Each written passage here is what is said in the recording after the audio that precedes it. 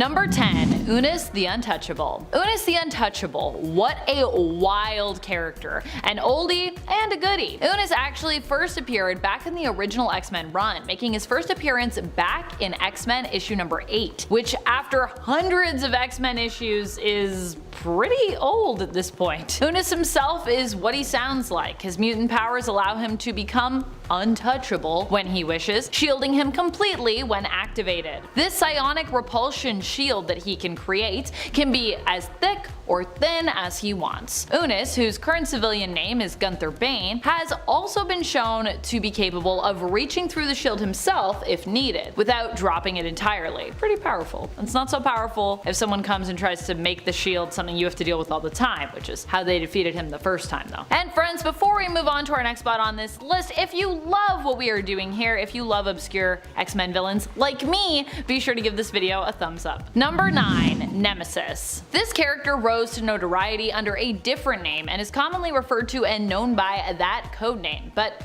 we can't say it here on YouTube, so instead we're gonna go with this other name, Nemesis, which is also a very AOA name, so yeah. Nemesis is known in the Age of Apocalypse reality for being the son of Apocalypse. At least, the alleged son of Apocalypse. I think we pretty much know at this point. We also don't know who his mother is though, so that's still a mystery. But it probably wasn't the woman we now know as Apocalypse's wife in the main continuity thanks to modern X-Men books, Genesis. Which is also kind of a confusing name for her to have in regards to Apocalypse's and X-Men history, but anyways. Nemesis, being an ally and horseman of Apocalypse, ends up being a major antagonist and problem for the X-Men in this universe, who are led by Magneto, as Professor X is dead in AOA, which is kinda, you know, what helped bring about this whole dread alternate reality of Earth 295, aka Age of Apocalypse. Number 8. Dark Riders. Oh boy, the Dark Riders. What a weird group. No wonder we haven't seen them that much. The Dark Riders are believed to be Inhumans who for some reason allied themselves with Apocalypse, seemingly believing in his vision of a mutant-dominated world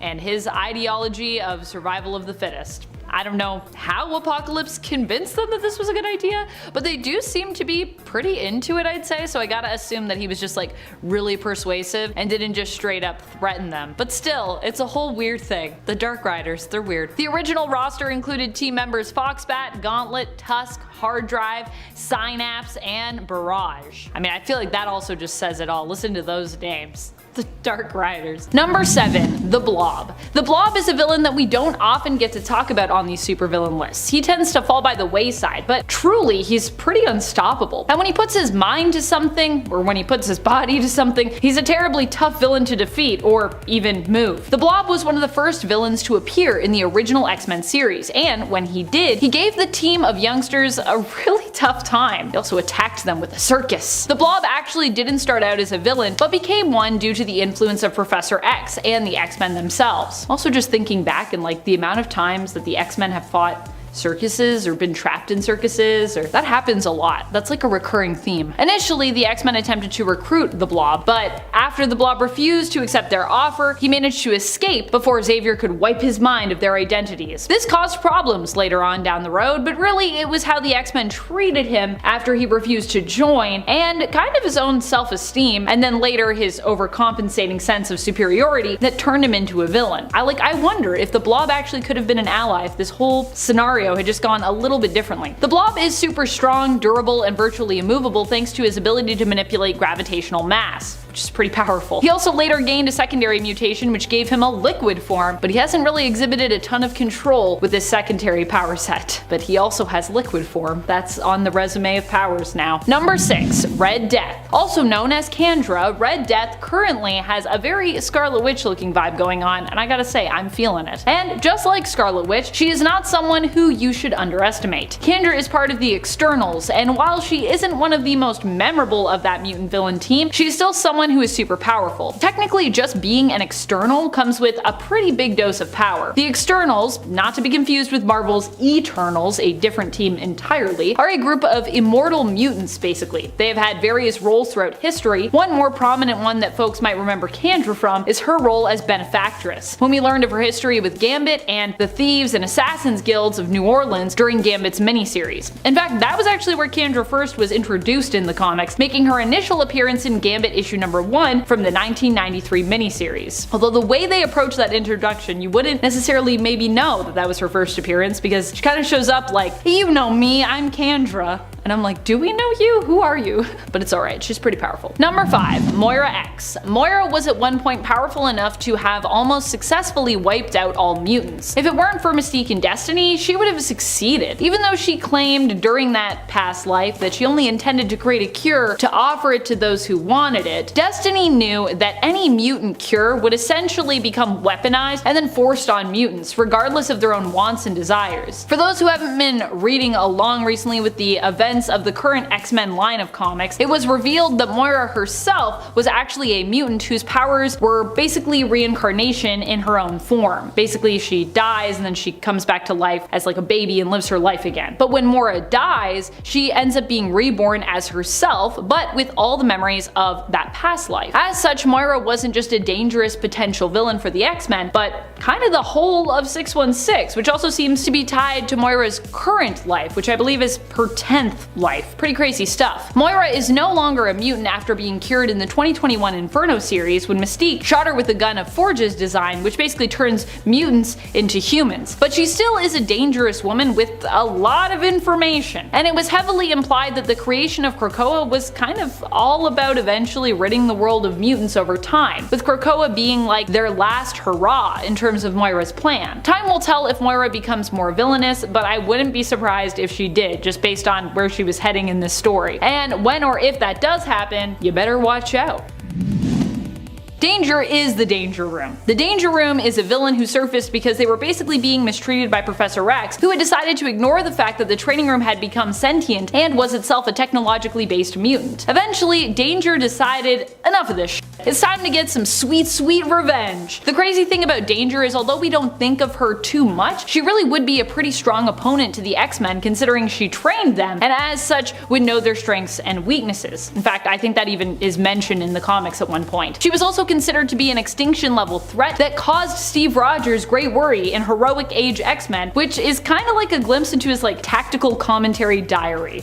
So if you wanted to read that, it exists. So despite not thinking about Danger too much, we all probably should, in case she ever decides to, you know, go the villain route again. Destroy everyone, because she could probably do that. Extinction level, friends. Number 3, Horiculture. Horiculture are such an awesome group of villain ladies. I really hope they do continue to appear for years to come and become super mainstream and not obscure. Like, I want to see them in the MCU. They deserve a live action adaptation despite being pretty new. They made their first appearance in the 2019 X-Men series in issue number 3 and are a group of villainous women who plan to take over the world by controlling seeds and crops. In essence, they hope to drastically diminish the human population of Earth to return the world to a more natural state, thereby deciding through controlling seeds and crops as botanical scientists who will live and who will die. Number 2, Lucifer. Lucifer is another super old school villain who you may have forgotten about, or you never knew about to begin with perhaps. But you know who didn't forget? I didn't forget. I did not forget back when Professor X weirdly implied that Lucifer, as in maybe the devil at the time that he was bringing it up, was the one behind him losing the ability to walk. That happened at one point, and I was like, what is happening here? Now, Lucifer is not actually Satan though. He's not that Lucifer. He's actually an alien from outer space. I don't think it makes it better. Lucifer is a Quist from the planet Quistelium. He originally came to Earth to conquer it, but was foiled by Xavier, so he basically dropped a big rock on him. I'm not joking, that's pretty much what happened. Although initially implied to maybe be the devil, we later learn he is just a super advanced and intelligent alien dude. Though not too intelligent, because you know, the X-Men do defeat him. Number 1, Cordyceps Jones. Cordyceps Jones is one of the newest villains to pester the X-Men. He actively fought against the most recently retired roster in the current run, before Forge, Firestar, Iceman, Magic, and Havoc joined the team. Cordyceps Jones, however, only recently went up against the X-Men, having targeted Earth by putting a bounty on it after encouraging people to gamble on its destruction at one of his massive cosmic casinos, game world. Prior to that, he made his first appearance in the 2017 Rocket series in issue number 4, which is also why Rocket was the one to help the X-Men with finding Game World and infiltrating it. Thankfully, they had a direct link to him through a team member at the time, Rogue, whose husband Gambit is a fellow friend of Rocket's through their shared love of gambling. We also learned in their pursuit of Game World and Cordyceps Jones that Gambit's secret nickname for Rocket is Small Blind. Cordyceps Jones might be newer in the comics, having appeared in less than 10 issues at the time of this recording, but he's actually an ancient threat, being over 30,000 years old and also being a giant parasitic fungal spore. He and obscure Wolverine villain Spore actually could probably do some crazy damage should they ever team up. That would be pretty wild. If you're watching this and you're from Marvel, make that happen. That sounds like a cool team up actually. And now we know Spore is maybe alive. Number 8. Pale Girl. The Pale Girl was one of the first villains we'd come up against in the current newest run of Wolverine. That is volume 7 overall of the Wolverine series, the 2020 series, what I'm talking about here. I can't believe it's been over 2 years since this series started. That is madness to me. The Pale Lady was initially believed to be a hallucination brought on by drugs, but was later revealed to be herself a mutant, Meredith Milley, whose powers allowed her to control the minds of others. It was also revealed that she was the one behind the Flower Cartel, which was illegally transporting and selling a powerful drug made from the pollen of Krakoan flowers. The Pale Girl first made her appearance in the 2020 Wolverine series in issue number 1. She was created by Benjamin Percy and Adam Kubert. Number 7. Cassandra Nova. I love Cassandra Nova. With every issue of Marauders I am reading, I fall more in love with this strange and terrifying character. Cassandra Nova is basically Charles Xavier's evil twin, but she's also not a straight up evil twin. She is what the Shi'ar would actually call a Mumadrai. The Shi'ar believe that Mumadrai are basically evil twin spirits of newborns who must be defeated before said person can be born. So the idea with that is that like basically we all before we were born fought an evil version of ourselves.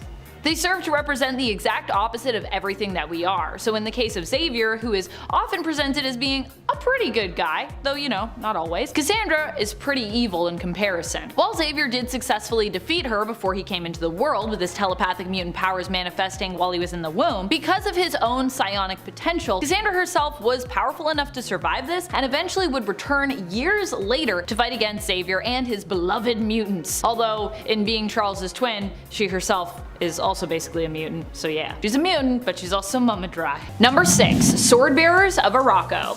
The Swordbearers of Oraco were the chosen sword-bearing champions who fought on the side of Oraco and Amenth against Krakoa in the Otherworld tournaments. Overall, they performed very well in the contest between those two nations, even considering how bizarre some of Saturnine's challenges and competitions were. Like a fashion show. That was a thing that happened. They were led by Genesis as Annihilation and joined by Bay the Blood Moon, Death and War of the original Four Horsemen, Apocalypse and Genesis' children, Iska the Unbeaten, Genesis' sister, Pog Urpog, one of my favorites, Redroot the Forest, Solemn, Summoner, grandson to Apocalypse and Genesis, the son of War, and White Sword of the Ivory Spire. They made their first appearance in the 2020 Wolverine series in issue number 6, and were first referred to in Ten of Swords Creation, issue number 1. The group was created by Jonathan Hickman and Tinny Howard. Number 5. Tarn the Uncaring. Tarn has been a major antagonist throughout the modern X books. Honestly, he's so terrifying. I think he deserves to be a villain to many different mutant supers. He's shown up in both Hellions, acting as a villain against fellow villain, who's still kind of villainous but is supposed to be on the good side, Mr. Sinister, and his team of unlikely heroes, the Hellions. The poor Hellions. I miss them. Tarn also fought against Storm, who has become Regent of planet Oraco, formerly known as Mars. Don't worry though, Storm beat him in combat, because Storm's a badass. Even though Tarn sits on the Great Ring of Oraco, their governing body, he still seems like he's always planning something terrible. He's basically like the Oraco version of Sinister, which makes him infinitely more dangerous and overall worse. Tarn made his first appearance in Hellions issue number 6 in 2020 and was created by Zeb Wells and Carmen Carnero. Number 4. Nameless the Shapeshifter Queen. While this villain was pretty short-lived, especially considering how hype she seemed. I mean, she is called the Shapeshifter Queen. She is still a pretty important villain for you to be familiar with if you are a fan of X-Men Storm. Storm has been doing a lot of cool stuff lately in the comics, but one of the most epic things to have come her way has been taking her seat as Regent of planet Oraco, and becoming a queen in a sense once more. Regent. Sorry, Storm.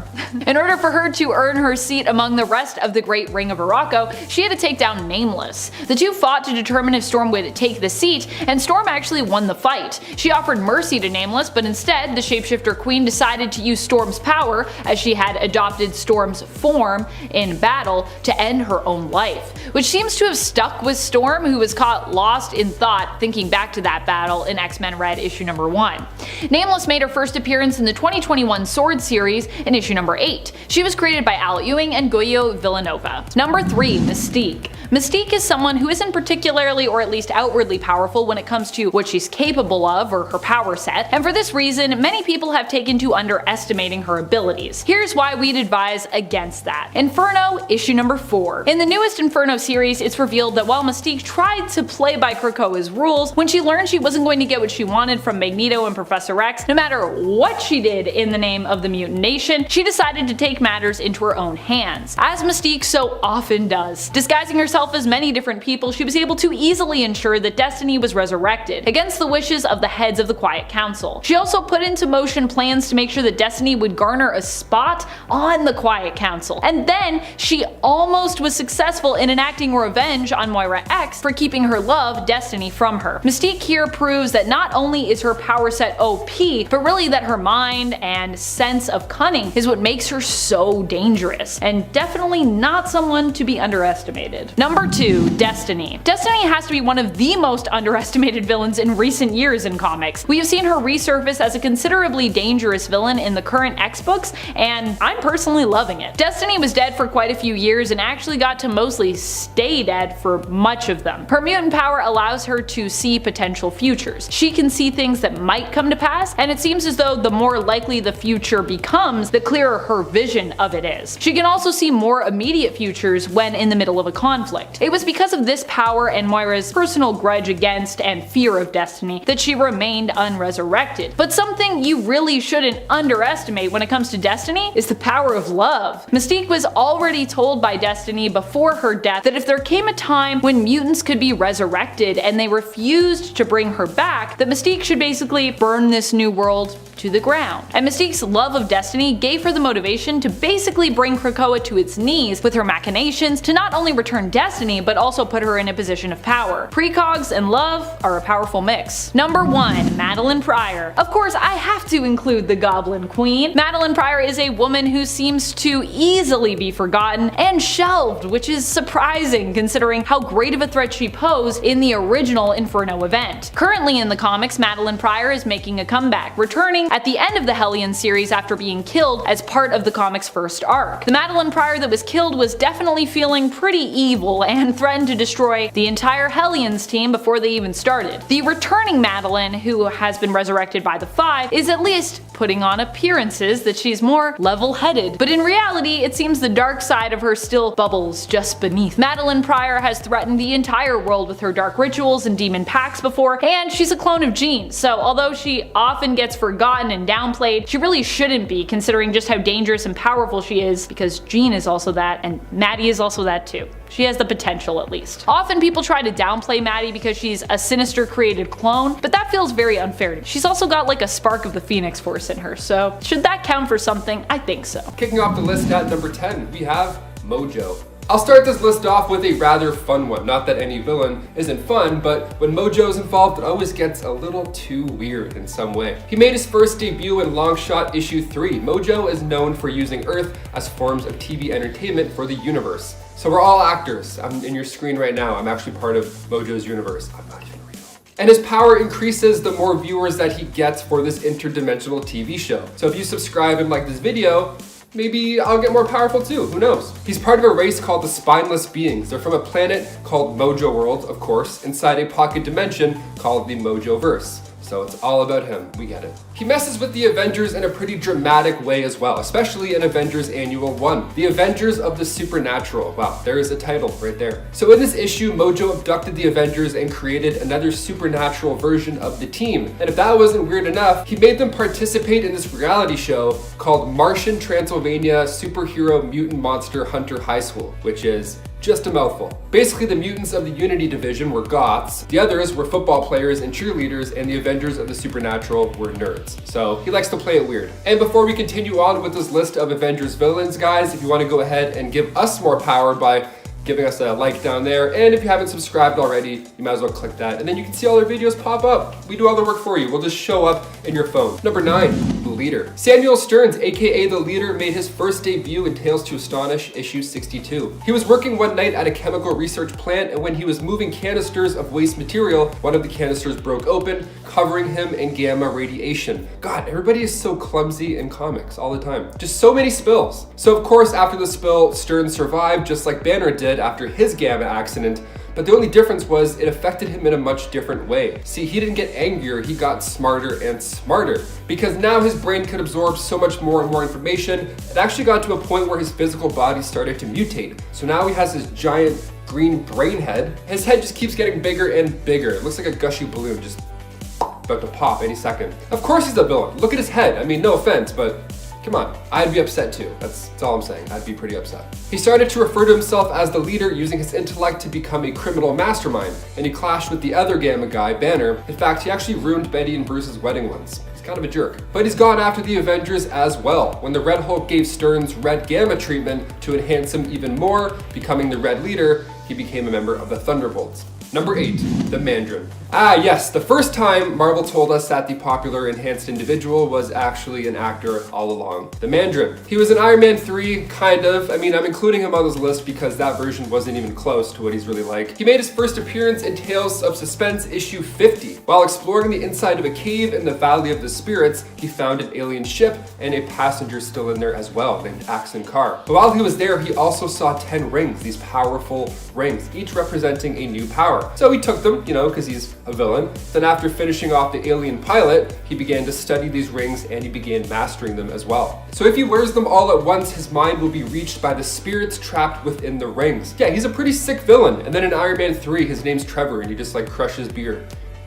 Number 7, Hawkeye. Man, to think that one of the main members of the MCU used to be a bad guy, I mean, it's not that hard to believe now, but when you see him break down in Avengers Endgame and start chasing down gangs in Tokyo, then it all starts to make sense how this guy can have a dark side. But the first couple of times that we see Hawkeye show up, he was working with Black Widow, someone who actually we'll be mentioning later on this list. She would get him to tag along on missions where the two of them had to take down the flying tin can man known as Iron Man. But there wasn't enough hate in Hawkeye's heart to keep him on the dark side, and he eventually swapped over to work with the heroes, and since then, he hasn't looked back. Number 6, Nimrod. If we're talking about the new Nimrod, he is well known thanks to the current era, but even he is still somewhat obscure as an X-Men villain, considering that, he hasn't been around for too long and only appears in a few issues at this point. However, even going back and talking about the more famous Nimrod from the Days of Future Past reality, for those who are not familiar, this could actually still be a version of the character who is considered obscure. The main Days of Future Past reality is often considered to be Earth 811, which is where Nimrod hails from. Here, and even in the current main timeline of Earth 616, Nimrod is considered to be a super sentinel, a super advanced mutant killing and detecting machine. So if you thought the Sentinels were bad, woo, wait till you meet Nimrod. He's crazy, even though his name is kinda dumb. That's why I love him though. Number 5, Harold Leland. Despite having recently returned, Harold is usually someone often left out when it comes to his involvement with the previous villainous group known as the Hellfire Club. Or well, he's kind of more, he's on the side. Harry's there, but maybe in the back. Well, really, the Hellfire Club has become 2 different entities at this point now as well, with one remaining pretty villainous and the other being a somewhat altruistic Krakoan-based business known as the Hellfire Trading Club. Prior to Harry's resurrection on Krakoa though, he was a pretty bad guy and member of the Hellfire Club, back when it was made up of villains, before it was, just about business and mutants and all that stuff. Throughout many of his Hellfire days, Leland was often seen as the right-hand man to more well-known mutant villain Black King of the Hellfire Club, Sebastian Shaw. And those were also back in the days when the Hellfire Club just wanted to like rule the world. Although who knows, maybe the trading company does want to rule the world. That would be an interesting twist. Number 4, Charles Xavier II, or Charles Xavier II. Charles Xavier II is the child of Mystique and Professor X. Wait. What? Yep, at one point these two had a child together, and in the main continuity too. That happened. Well, we don't really know fully what happened to this child in the main continuity, who I feel like we kinda just forgot about, who Mystique also gave up for adoption, surprise surprise. We do know of an alternate version of the character who actually gets a bit of a story in the reality of Earth 13729, where he joins up with his half-brother Reyes and basically becomes a villain. So that's the version we're focusing on for this point. Charles Xavier II accidentally kills his adoptive mother when his powers emerge, causing him to seek out his birth mother, Mystique. However, she is no longer around because she has been killed at this point by his half-brother, Reyes. Charles II then decides to create his own team of X-Men, believing that the current team has disgraced his father's name, who is also dead at this point. However, he's not a very good guy at all, and instead of inspiring a team of mutants to, be better, he just uses mind control to get them to join him, giving them just enough awareness and control to kind of realize what's happening to them, but not enough that they can actually do anything about it. Yikes, that's really evil, man. That's really evil. Like, he could have just mind controlled them and been like, then you just won't be aware. But no, he was like, I want you to know what's happening. Number 3, Xavier Blackmore. Xavier Blackmore is a new villain who recently appeared in Wolverine. He becomes an enemy to Logan after Wolverine tracks him down to learn more about Solemn. Solemn is believed to have stolen Wolverine's Muramasa blade, which is why Wolverine's trying to track him down. Wolverine and Solemn seemingly team up to take down Xavier, but instead Solemn betrays Wolverine, giving him the slip and leaving him to face Xavier alone. Fortunately, Wolverine does beat the big Iraqi pirate and even gains possession of Blackmore's beloved and, in Emma's opinion, grotesque ship. Xavier made his first appearance in the 2020 Wolverine series in issue number 14. He was created by Benjamin Percy and Adam Kubert. Number 1, Albert Cary. Albert Cary is one of the newest villains on the scene and has recently made his first appearance in the X-Force 2022 annual. Here he appears as a scientist working for Orchis. That's right, it all comes back to Orchis in the end, baby. While we don't know too much about him as he just made his first appearance, he did go up against Wolverine, Domino, and Quentin Quire's Kid Omega. His plan was to do a short burst of tests on the captured mutants after luring them into a trap. He planned on them dying during said tests, but on keeping the data of said tests to learn from, basically. Well, they stole the motherboard, which stored information for the potential devices and stratagems they were testing. Albert Cary, who seemingly ran the test, is confident that with time they can actually rebuild what they lost, and more vital, they now actually have more information, which opens up new knowledge and possible future questions and experimentation as a result. We don't really fully know what he's up to, but he seems to be testing a new weapon, and from what we've seen of Orchis, you can bet that this is likely just the tip of the iceberg when it comes to what Cary and Orchis will have in store. I'm sure we will see him again. We'll definitely see Orchis again, that's for sure. Number 10, Vanisher. An old school villain who also almost single-handedly defeated the X-Men back in the day. Almost. So close. Well, actually he kind of did defeat the X-Men team, but fortunately Professor X butt in to save the day. And he was only able to defeat Vanisher by wiping his mind and making him forget who he was and what he was capable of, which I think goes to show just how powerful of a villain he is. He was the first teleporter the team really encountered, proving just how crazy powerful teleporters are. Vanisher is also considered to be a super fast teleporter, and his power limits thus far have been pretty much undefined, even when he did resurface years later. I would consider him to be at a higher level though, just based on what I've seen thus far. He also was able to teleport himself safely just instinctually, even when teleporting to a place he's never seen or been to before, avoiding teleporting partially or fully into any solid objects, which of course could kill him, and which is like a great danger if you're a teleporter. You just teleport somewhere and now part of you's in a car and you're like, well, I guess I'm dead now. That's it. Number 9, Living Diamond. Okay, so someone I also think we need to talk about who needs some kind of redemption in the comics is Jack Winters, aka Jack O'Diamonds, or Living Diamond. He was one of the first X-Men villains whom Professor X saved Scott Summers from, thereby recruiting him to his X-Men team. Living Diamond's mutant power was believed to be radiation resistance, but he was also shown to be able to teleport short distances, had telepathy, and had a diamond form. Does that sound familiar at all? Telepathy Loki with a diamond form. Somehow, Living Diamond was way too easily defeated by a vibration beam which shattered him. I know Living Diamond is dead now and was undead at one point, but I really feel like, considering how OP Emma Frost has become, Living Diamond should also get a second chance to prove just how powerful he, in theory, should be. I mean, if you got all that, how were you so easily defeated? And friends, before we move on to this next spot, if you are loving this list and you want more lists like it where we talk about the unexpected yet powerful villains that we don't usually get to talk about, be sure to let us know by giving this video a thumbs up. Number 8, Arcade. Arcade is one of those villains who feels super ridiculous with his grandiose plans for Murder World, but in reality, when he actually manages to achieve plots like Murder World, he's actually quite scary. I mean, getting a sneak peek into just what a ludicrous and horrifying operation he'd run in Hellions really made me appreciate just how dangerous Arcade can be if he does manage to get enough hostages, that is, to control people into working with him so he can create his Murder World. In Hellions number 9, it's revealed that the trap Mastermind walked the Hellions, and prior to that Mr. Sinister, into was a trap laid by Arcade himself.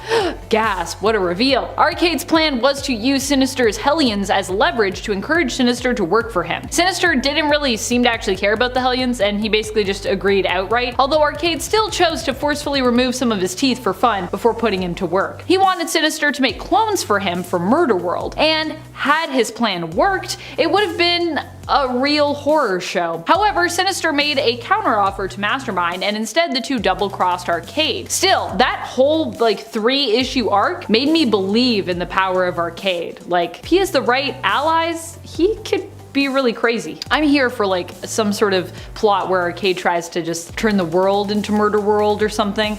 If that hasn't happened yet, someone write that for me, please. Maybe I should write that down. Maybe I should write that. I don't know. Marvel, call me. I got ideas apparently. Number 7, Hominis Verendi. Hominis Verendi are an enemy to all mutants, but their main beef lies with the Marauders. The Marauders are one of my favorite mutant teams, especially among the new books that we've had. Honestly, one of the best books around, I think, just in general. If you haven't read Marauders yet, you need to do that. Hominis Verendi is actually made up of a group of kids who were once members of the Hellfire Club's inner circle, but they aren't the only ones to join the Hominis Verendi, although they are the main folks as they pretty much run it as the kings and queens of that organization. Well, the Hellfire Club itself has become much more altruistic and is now run by Emma Frost, Captain Kate, formerly known primarily as Kitty Pryde, and Sebastian Shaw. Hominis Verendi is like their evil reflection. They seek to destroy mutant kind and Krakoa's reputation. Number 6, Enchantress, aka Amora. She made her first debut in Journey into Mystery issue 103, and she has a love-hate relationship with Thor, and I'm not gonna lie, she's got a pretty sweet gig. She's got multiple mansions throughout the 9 realms, and she can make gold and diamonds with her tears. So even if she gets stood up on prom, she's gonna cry a few diamonds, and then she has more bling for the next date, so it's a win-win. She's really good at seducing people as well, like Scourge, for example. She would seduce him into helping her with her evil plans. But Amora wouldn't follow through with her side of the deal. She would just play hard to get, and she would mess with his mind and his heart.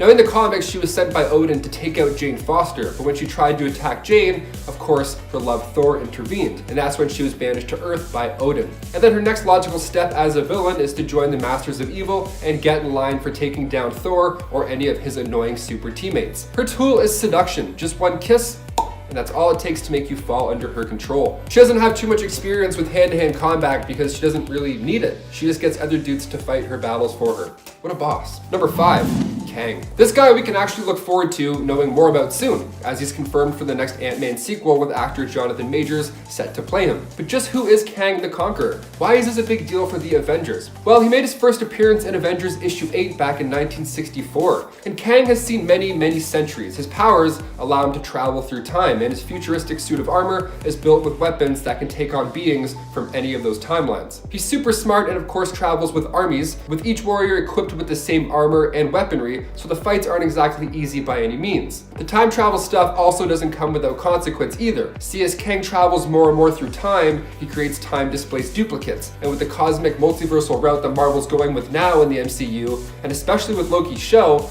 we can probably look forward to some more mind-bending battles. Number 4, Taskmaster. Taskmaster made his first comic book debut in Avengers 195. Anthony Masters is a former S.H.I.E.L.D. agent, of course, who turned into a mercenary and assassin. Although he is one guy, he has this ability where he can copy your every move. So he can replicate your physical skills. He has photographic reflexes, so he can watch Black Widow take down an evil henchman, and bam, he's got it locked into his brain. He knows how to do the same type of combat as well. He's actually the villain of the Black Widow movie, but that has yet to come out due to COVID delays, so the general public doesn't really know how cool this guy is yet. He became a teacher based out of the Taskmaster's Academy to train villains and agents, one of those agents being US agent John Walker, who is currently turning heads for all the wrong reasons in Falcon and the Winter Soldier. Now in the comics, it was actually Taskmaster who taught Walker how to throw Cap's shield so well. In Avengers issue 196, he was able to capture Yellow Jacket, the Wasp, and Ant-Man, and then when the rest of the team showed up, he took them on as well, only being defeated because he could not predict the movements of the robot Jocasta. Otherwise, it's a tough battle, this one for sure. Number 3, Ultron. I know this might seem like a weird pick to some, but remember when Ultron was a hot lady? This was during the Ultron Initiative, back when Frank Cho was drawing Ultron and basically decided he wanted to draw a really hot and naked Janet Van Dyne as his Ultron. And honestly, I gotta say, Ultron be looking pretty good here. I cannot deny. Although the reasoning for Ultron wanting to look this way was not quite as solid as the overall appearance of the character. Still, Ultron is kinda hot even when appearing as a masculine automaton. As I've said before in previous lists, I personally think robots deserve love too, and Ultron is really no exception to that rule. Even though, yeah, he does kinda want to destroy all of humanity, but you know, what if we deserve it? And also, what if Ultron just didn't get enough hugs? Did you ever think of that? Maybe if we just gave him some hugs, he'd be good. I'm very optimistic about robots. I'm like, robots don't want to destroy the world. They just want hugs. That's it. Number 9, Wonderman. It's hard to know in the Marvel Universe when you're being tricked because everyone has got a plan up their sleeve, even the good guys. But if you're working with a tactical Baron von Zemo, then you better believe that he's doing something dirty behind the scenes. See, Wonderman used to just be a regular working class man. Actually, his story is nearly identical to that of the Vulture in the MCU. He's a working man. Stark puts him out of the business and then he has to do whatever he can to try and make ends meet. So eventually he's given the option to use advanced tech to get back at the people who wronged him, and he loves the idea of that. I mean, I'm kind of on board with that too, let's do it. That opportunity would come back when Baron von Zemo would approach him with a proposition. He would give Wonderman, who was then just Simon Williams, the power of ionic energy so he could have the power to crush Iron Man. But partway through, his anger faded and he decided that taking on Iron Man wasn't the answer after all. So the two of them turned on Baron von Zemo. But here's the catch. The Baron isn't going to get caught with his pants down. He had Poison Williams, who would soon die after. So his hero life was short-lived because once you die in comics, you are dead forever. Moment of silence. Only for a bit, because he came back later on. Yeah, he came back. He was brought from the dead and is now a registered member of the Avengers. So, welcome back. Number 8, The Winter Soldier. You should know the story of the Winter Soldier by now. If you have not seen that movie yet, please go check it out because it's arguably the best movie in the MCU. And the story of the Winter Soldier has more flip-flops than a beach in Florida.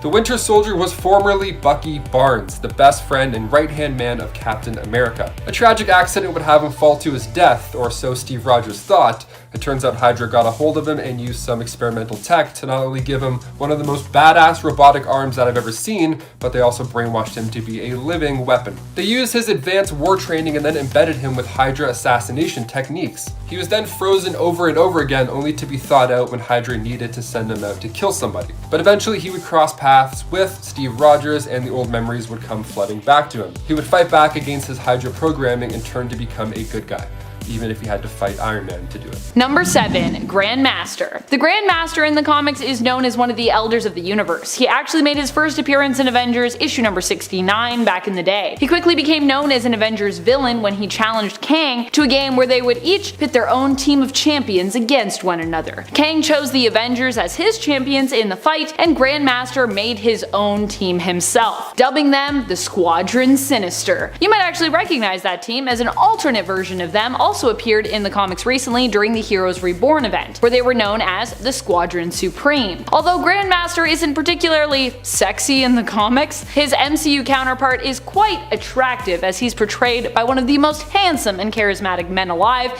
Jeff Goldblum. And if anyone wants to fight me about that, I'll see you in the comments. Number 6. Dark Avengers. I mean, not all of the Dark Avengers are sexy, but I think overall they're a pretty hot team, especially considering they're made up of some really bad and really deadly people. Among the ranks of the hottest Dark Avengers are Moonstone as Miss Marvel, Bullseye as Hawkeye, Daken as Wolverine, Sentry, Ares, and Yelena Belova, who was affiliated with the team for a time, although it was kinda later revealed that Yelena likely wasn't actually Yelena for most or for all of that time. The Dark Avengers is also an attractive group in the sense that they are still playing the role of heroes. Now, they might not always play the role well, but there is something sexy about seeing someone you know as bad playing the part of someone who is heroic. I guess it's just fun to see villains become heroes, or at least, you know, pretend to be heroes. I like when bad people are good, even if they're not really good, you know? Is that a thing? I don't know. Number 5. Queen Veronki. Or Veronke? I never know if I'm saying her name right, so I'm just gonna apologize to the queen if I'm saying it wrong. I think Skrulls are some of the hottest enemies of the Avengers out there, namely because they could shapeshift into whatever hotness they wanted, or that their opponent desired if they so chose. Shapeshifters are always the hottest because all options of beauty are basically possible to them. And beauty, after all, is very much subjective when it comes to what we define it as. It really depends on, you know, your personal preferences. Queen Veronki spent much of her time disguised as Spider-Woman while infiltrating Earth, which I also think is a pretty hot form overall. Although not so hot in the sense that this reveal kind of wreaked havoc with Jessica Drew's character development throughout the recent years. Definitely a hot form, but not a hot thing to do. How dare you do that to Spider-Woman? Oh, Queen Veronki. Number 2. Black Widow. I mean, her name is Black Widow, so I mean that's not usually how heroes are named unless they're an anti-hero, like the Punisher, you know? It should be no surprise that she's super sneaky, and she actually used to be one of Iron Man's greatest villains. The Black Widow started out as an agent sent over from Russia to bring down one of the founding members of the Avengers. It's kind of weird to think that in Marvel universes that would be developed down the line, she would be one of the founding members. Awesome. But the villain was just so popular that nobody wanted to see her go. And after the Cold War ended, the story of a Russian agent that was sent over to dismantle a part of America that everybody loved just wasn't as compelling as it once was. And number 1, Doctor Doom. Now I know this is only for a limited time, but it's still so wild that it deserves a spot on this list, a very high spot on this list. We're talking about the same Doctor Doom that once was ruling Battleworld, the same Doctor Doom that stole Odin's powers, the same guy. He's one of the biggest, baddest villains that gives Thanos a run for his money with the amount of schemes that he's pulled. Well, there was a time when Victor Von Doom suffered a pretty serious blow to the head, an injury that would take out most people, but we're not talking about most people, are we? Valeria came through to fix up Doom's brain, and not long after that, he was working with the good guys. Right around this time, Tony was in a deep coma, so someone needs to step in the role of Iron Man, and who better than Doctor Doom himself? Having Doom become Iron Man for that brief moment was one of the coolest moments ever, hands down. Number 10, Blockbuster. Blockbuster might not be an A-list Bat villain, but I don't think I've ever mentioned him on this channel before, and I thought it was about time that we gave him a little shout out. We see you, Blockbuster, we see you. While not one of the most popular Bat villains, Blockbuster still packs a mighty punch. The current incarnation of the villain is Roland Desmond, who has reappeared in the Prime Earth continuity throughout the current Nightwing series. In fact, even though he started out as a detective comics, he's now actually thought of more as a Nightwing villain. Even more recently resurfacing in Nightwing in issue 83. Blockbuster has also had many incarnations throughout the years since the character's first appearance as Mark Desmond back in 1965 in Detective Comics issue 345. Some versions have been tougher and more powerful than others, but all of them have possessed some level of super strength, durability, and stamina, usually granted to them by the Blockbuster serum, and often at the cost of some intelligence. However, the current Blockbuster does not suffer the same weakness, instead simply suffering physical pain if remaining in his transformed super buff state for too long. And a 9, Condiment King. Okay, before you yell at me, hear me out a little bit, okay? Condiment King may just seem like a random dude who uses ketchup and mustard as a weapon, but you have to admit that would not fit in the DCEU. The DCEU has a much darker tone than the Batman animated series Condiment King was created for, and if he was in the DCEU, they would have to make him incredibly deadly for it to work properly. This guy would basically just use allergies as a weapon, and I don't mean like the oh you got the sniffles and your eyes are kind of itching kind of allergies. I mean like throat closes up and eyes pop out of your head kind of allergies. They would have to turn Condiment King into such a horrific killer that he would actually end up being overpowered and probably cause a lot of controversy. Even if it was just like condiments combined with acid instead of normal condiments, that would be absolutely nuts. You thought that they handled Doomsday bad? Wait until you see people's faces melting because they got hit with Dijon honey mustard and freaking acid. Number 8. Mr. Freeze. Mr. Freeze is Victor Freeze, a vastly underrated Batman villain in my opinion, but admittedly a hard villain to bring to the big screen, though maybe not as hard to bring to the big screen as Condiment King. And that's not just because of his overall look and character design, but because of how capable he can be and how powerful he is. Mr. Freeze is one of the few Batman villains who actually possesses powers and isn't just a deranged criminal. Of course, he is still a deranged criminal. Mr. Freeze in current continuity is also a deranged scientist, who from an early age seemed to have a fixation with the cold and cryogenics. This fixation likely existed because of key tragic moments that had happened when he was younger, also taking place in and around the cold, such as his father abandoning him and his mother's fatal injury and later death at his own hands. Freeze would become so obsessed he would convince himself that he was married to the subject of the first case of cryogenic stasis, despite the fact that she was technically like a lot older than him, Nora Fields. But a change to the timeline would make it so that this was actually true and that he and Nora had in fact been together before she was frozen, so she became his real wife, meaning their relationship was no longer considered one of Victor's delusions in main continuity. Mr. Freeze is not only powerful with his ice gun and unique physiology, which allows him to freeze anything he touches and create ice structures, but he is complex and unique in appearance, meaning we likely won't see him in the DCEU anytime soon. Not that I'm saying the villains aren't complex.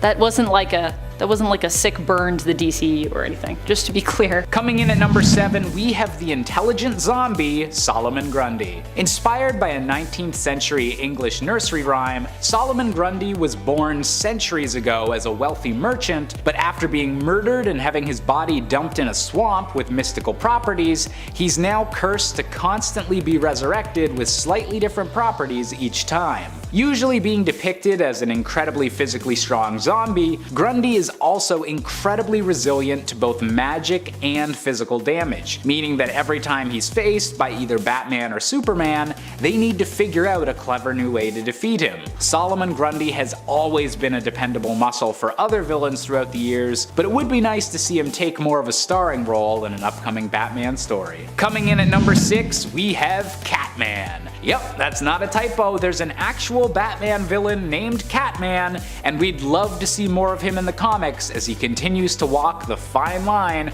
between villain and anti-hero. Born under the name Thomas Blake, Catman was initially a famous lion trapper that decided a life of crime was a better use of his peak human abilities, and even based his initial costume on that of the already established villain Catwoman. However, after years of being thwarted by Batman and becoming mocked by other supervillains, Catman reformed himself after some time in the jungle into becoming an anti-hero, and was most recently seen working alongside the Suicide Squad. With all of this character development making him more than just a joke character, Catman definitely deserves to face off against Batman once more.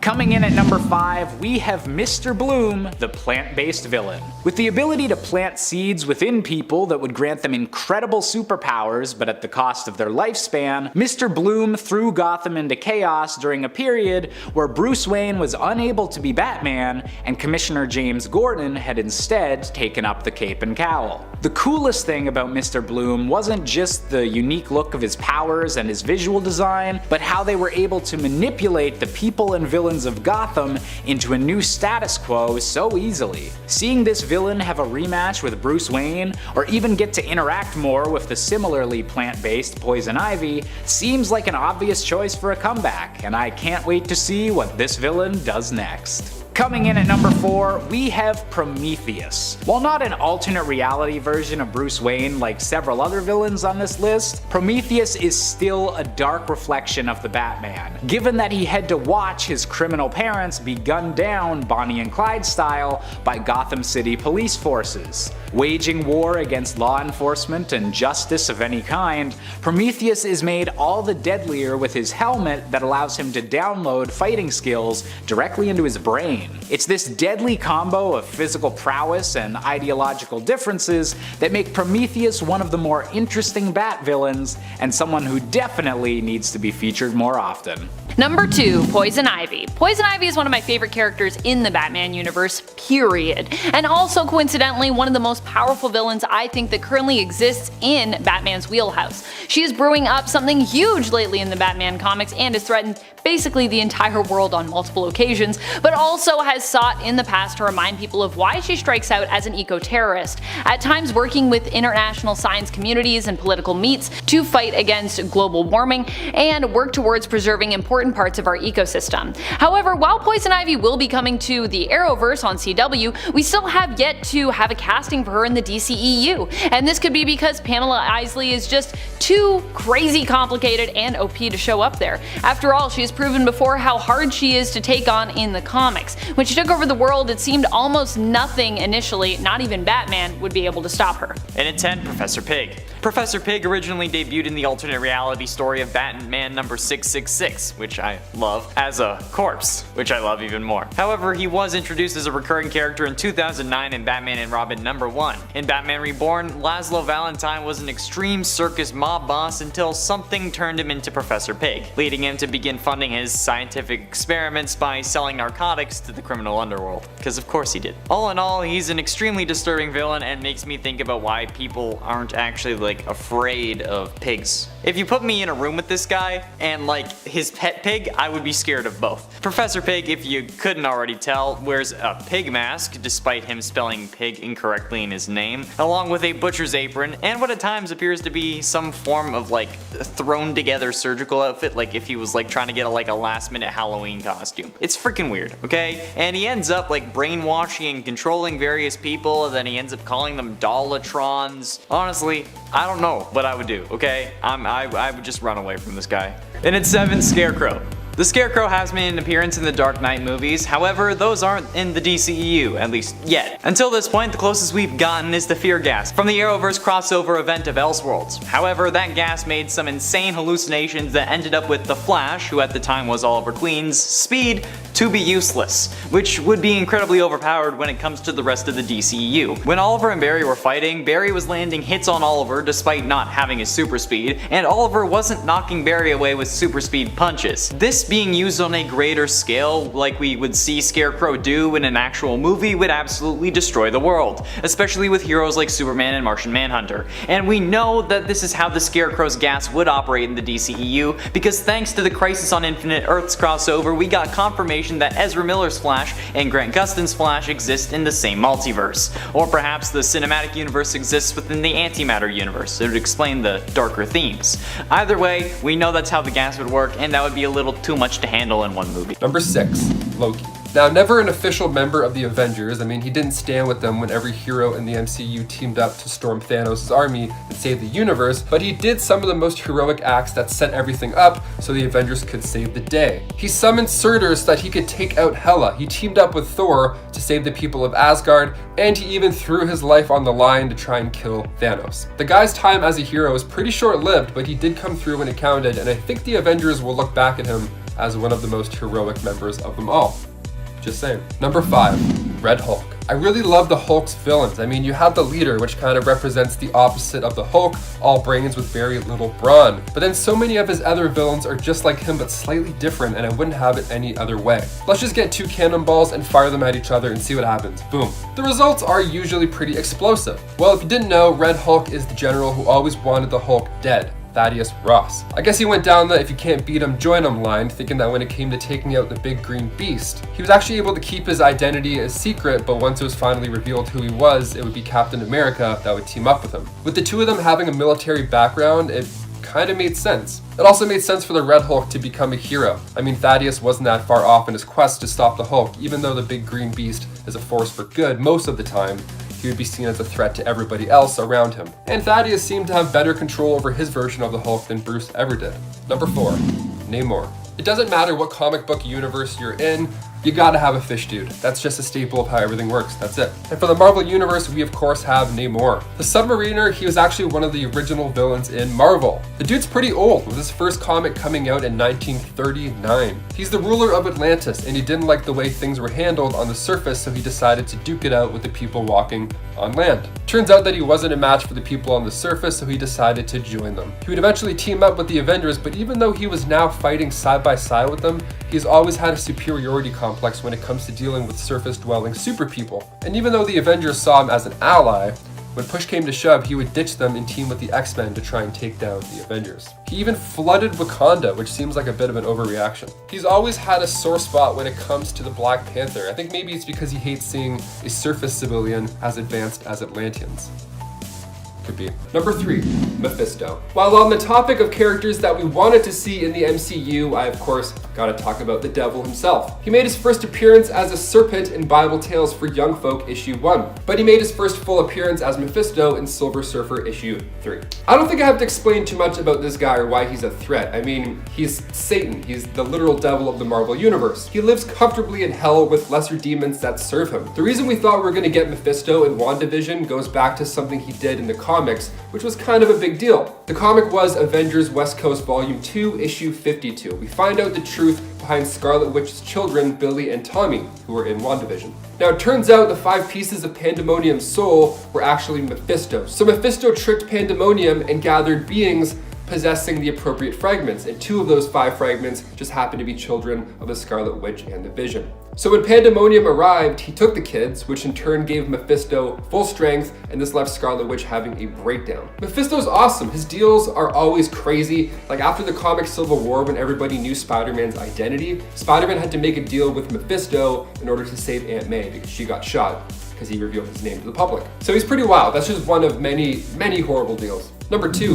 MODOK. Making its first appearance in Tales of Suspense issue 93, MODOK was created by Dr. George Tarleton. He had worked with the team recently to create the Cosmic Cube, but the scientist supreme, Lyle Getz, figured the next logical step was figuring out a way to understand the powers inside said cube. So enter Project MODOK. Spelt with a C at the end, not a K, that's important. So MODOK stood for Mental Organism Designed Only for Computing. Sounds like the perfect tool to analyze and probe this cosmic cube. So they grabbed that scientist George that I mentioned and altered him into this big-headed supercomputer. With a brain too big for his body, they had to give him a hover chair, which is referred to as the Doomsday Chair. I mean, he's already a villain. You guys are just kind of making this happen for him. The scientists did not prepare that with great power comes great superiority, so it wasn't long before MODOK overtook his masters, changed that last letter from a C to a K, making his new, more suitable name for the list, MODOK, which stood for Mental Organism Designed Only for Killing. He's the big bad villain in the new Avengers PS4 game, and he's as crazy as it sounds in that game as well. And finally, number 1, Morgan Le Fay. Now, with the Marvel Cinematic Universe leaning into the witch madness for the conclusion of WandaVision, we might actually get to see Morgan Le Fay on the big screen soon enough. She made her first appearance in Black Knight issue 1 back in 1955, and she's been a recurring villain to the Avengers in the comics for a while now. And when the Dark Avengers were formed by Norman Osborn, Morgan was their first enemy to face off against. She's a powerful spellcaster, one of those spells being reality warping by using these Norn stones. So she packs a punch. Elizabeth Hurley actually plays Morgan Le Fay in the show Runaways, and she's great when it comes to these witchy, devilish roles. I mean, she literally played the devil in the movie Bedazzled as well, which is pretty funny. She was made for the role, it seems. Kicking off the list at number 10, we have the 1000, aka Carl King. The 1000 made a brief but memorable appearance in the comics, beginning with Spider-Man Tangled Web number 1. Back in 2001. Carl's origin story is quite compelling, as he actually witnessed Peter Parker obtain his powers by being bitten by the radioactive spider. He's clearly upset and a tad jealous. The opening of the issue has him just staring out of a cafe window, just stewing in the fact that it should have been him instead of Peter Parker to get those powers, which, you know what, I understand, man. I say that every single time I watch a Marvel movie. So, making a terrifying entrance, he reveals himself as the 1000. So instead of getting the same powers as Peter, he actually turned into 1,000 spiders. No, I don't like that. I feel sick looking at this guy. The last page of his first issue really pulls you in. It's his skin suit, like it's his skin as a suit, just chilling on a coat hook.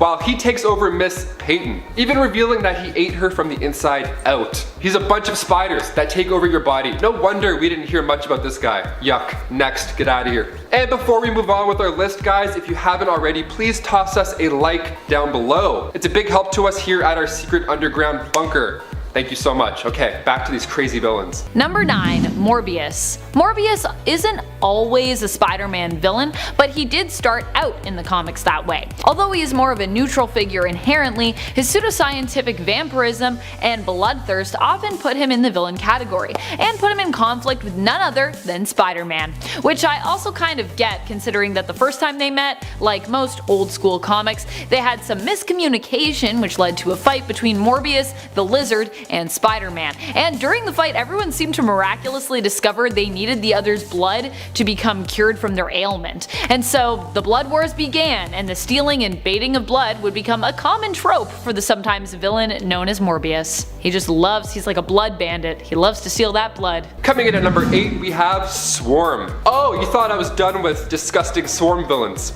No, think again. Fritz von Meyer made his debut in Champions issue 14 back in 1977. And as you can probably guess by his name, yes, he's made of a swarm of bees. Kind of like the 1000, except somehow worse. He's also a scientist. So, for sure worse. Definitely worse. He used stolen gold to pay for all of his projects. So he's a Nazi beekeeper who steals gold. Great. You're a villain. You did it. So it's no surprise we haven't heard much about him. I mean, what a weird character. One day he found a beehive that was not like any other. So Fritz made a device that hoped would reawaken these bees, which he thought were like the end result of a mutation with a nearby fallen meteorite. The bees woke up, but then they continued to attack and kill Fritz, the beekeeper Fritz. No, not him. And then his consciousness was spread out through all of those bees, and now you have the swarm. Literally the bee's knees. I don't care how tough you think you are, there's no chance you're going toe to toe with bees. There's no fight. If I was swinging around the city and a swarm of bees was robbing a bank, I didn't see that. I'm just gonna keep heading to Aunt May's. No worries. Headphones are going back in. Good luck. R.I.P. Good game. And coming in at number 7, we have Mindworm. In Amazing Spider-Man Volume 1, Issue 138, we were introduced to William Turner. No, not that William Turner, although I'm sure he'd be great. He's probably fine. I'm talking about the telepathic, tragic, minor Spider-Man villain, Mindworm. Born with limited telepathic powers, he was the cause of his parents' untimely death, and he suffered from it for quite a while. So he grew up in an orphanage and protected himself from bullies using his mind powers, thus donning the nickname Mindworm. He's extremely smart. He even looks smart too, with his big giant brain head. He attacked Peter once by hijacking the minds of others to do the dirty work, so people just started attacking him randomly. What I like most about this villain is he tries not to be a villain, for the most part at least. He just feels this tremendous guilt after being born this way. I mean, it's not his fault. And at 6, the Court of Owls. They are a violent cabal who uses architecture and murder to yield political influence throughout history. Their legend is told only through whispers and a nursery rhyme that bears their name. To carry out their interests, they employ a breed of highly trained assassins known as Talons. The leaders of the organization appear to be human and wear owl masks on their faces, whereas the rest of the court on the other hand are mutated and appear to actually be human-owl hybrids. Like, their owl-like distorted faces, long claws, and their eating style seemingly prove this, unless they're just really into roleplay. The Court of Owls takes notice when billionaire playboy philanthropist Bruce Wayne announces plans to rebuild and reshape Gotham City for the future. He is then sentenced to death by the group, and their assassin, the Talon, attempts to kill him during a meeting with politician Lincoln March. They struggle at the top of Wayne Tower, and the killer survives a fall from the top. Batman then begins to investigate, and he discovers that their society has secret headquarters throughout hidden rooms in every building established by the Alan Wayne Trust. So, yeah, a little personal. Halfway through in at number 5, Clayface. Basil Karlo, the original Clayface, was an actor who was driven mad when he heard of a remake of his classic horror film that he starred in, Dread Castle, and that he actually wouldn't be playing the lead role. Adopting the persona of Clayface, the villain from one of his old films, he became a serial killer that was targeting the cast and crew. He was eventually stopped by Batman and Robin, but later Karlo would actually be imbued with the powers of Clayface's Preston Payne and Sandra Fuller. While we may know about this character, the actual mysterious part of him comes from his his DNA and his ability to copy a person's DNA. This actually ended up causing Edward Nygma, aka the Riddler, to learn Bruce's identity while he was recovering from cancer in the Lazarus Pit, since Clayface pretended to be a reanimated Boy Wonder and caused the epiphany. There's also the mystery of how in some continuities detached parts of his body can actually develop their own sentience, like in the Harley Quinn animated series, aptly known as the Quinnverse. This is actually a thing. Yeah, you can lose his hand and then his hand will gain sentience. It's weird. And at 4, Joker's daughter. This is just a girl who finds Joker's face and then stitches it onto hers and then goes berserk. So honestly, it's not really Joker's daughter, but I believe it. The only person that I think could commit such an act is in fact the Joker. I mean, like he did. He cut it off and then put it back on for death of the family, but anyway. While maybe not as prolific and accomplished as the Joker, Joker's daughter is definitely mysterious enough to make this list, even if I'm pretty sure plenty of people know about her, but hey, that's fine. It's about mysterious, not unknown villains, right? Not to mention the fact that she also went by Catgirl, Scarecrow, Riddler's daughter, Penguin's daughter, Card Queen, and Harley Quinn, each incarnation also calling herself the respected super person's daughter, which I have to say is going to make a family reunion real weird. But in actuality, she ended up being Dula Dent, Two-Face's daughter, I guess, apparently, which is still seemingly BS, but hey, that's why it's a mystery. Coming in at number 3, we have the iconic Harvey Dent, aka Two-Face. Originally fighting for the side of justice with Bruce Wayne as Gotham's district attorney, Harvey Dent's mind was split in two following an acid attack that scarred exactly one half of his face. Making all of his decisions through a coin flip based on his past childhood trauma, Two-Face is one of the most well-known villains of Batman, but hasn't gotten a chance in recent years to really headline an event as a villain, usually only taking the focus in smaller storylines or as a supporting character. Personally, I think Two-Face is long overdue to take his place as a master of the criminal underworld. Coming in at number 2, we have Bruce Wayne's former childhood friend and current adulthood enemy, Hush. Born under the name of Thomas Elliot, Hush as a child was one of the first people to inspire Bruce on his road to becoming Batman. However, Thomas Elliot was a deranged child, wishing to have his family's fortune for himself and killing both of his parents to have it. After traveling the world and training to become a warrior, Hush adopted his supervillain persona and allied himself with the Riddler to rid the world of Bruce Wayne, organizing many of his enemies and even allies against him. And while the villain has appeared several times since, it's been a while since we've truly gotten to see the master manipulator Hush at work. And finally, coming in at our top spot, we have the Phantasm, aka Andrea Beaumont. Originally debuting in the animated film Batman: Mask of the Phantasm, Andrea Beaumont was Bruce Wayne's first love, the girl he almost considered abandoning his mission as Batman for before the mission had even begun. Unfortunately for Bruce, Andrea and his relationship was forced to an end by the death of her father, causing Andrea to begin her descent into becoming the vengeful spirit known as the Phantasm. As a villain with an incredibly cool design and a very personal connection to Batman, the Phantasm has been only recently seen in the comics, and definitely takes my top pick for the villain that most deserves another storyline. Number 10, Sandman.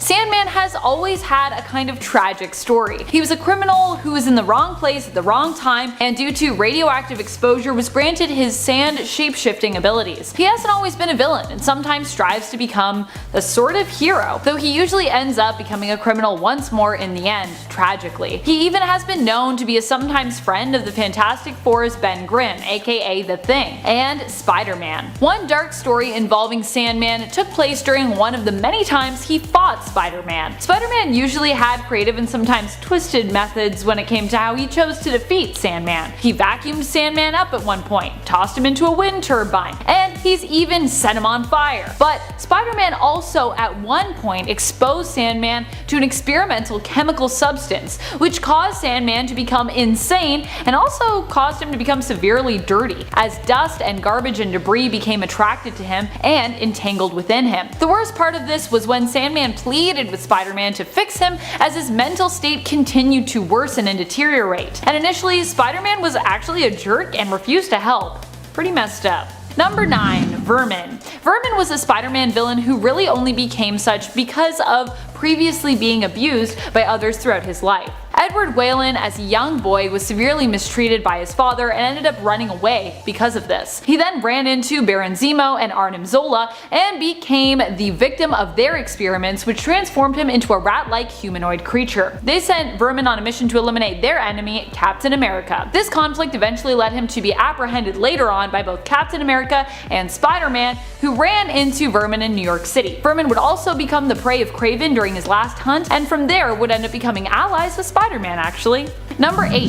Hammerhead. Hammerhead has a pretty dark origin story in comparison to some other villains. He and his family had left the Soviet Union when he was young, and he grew up claiming to be Italian instead of Russian, even preferring to speak Italian in his family's home. However, this would anger his father and would prompt him to beat his son with a hammer, scarring up the young boy's head. That's pretty messed up. In the end, Hammerhead managed to work his way into the Italian mob and would also end up beating Spider-Man in a fight. He was given both cybernetic enhancements, including a partial adamantium skeleton, and had his strength level increased by Mr. Negative. He also has been known to work with Black Cat when she is walking on the more villainous, criminal, and organized crime side of things. Hammerhead would also get revenge on his father, killing him with a large hammer. His origin could have possibly served to inspire the Daredevil Netflix series Origins for Wilson Fisk, who also killed his father with the hammer.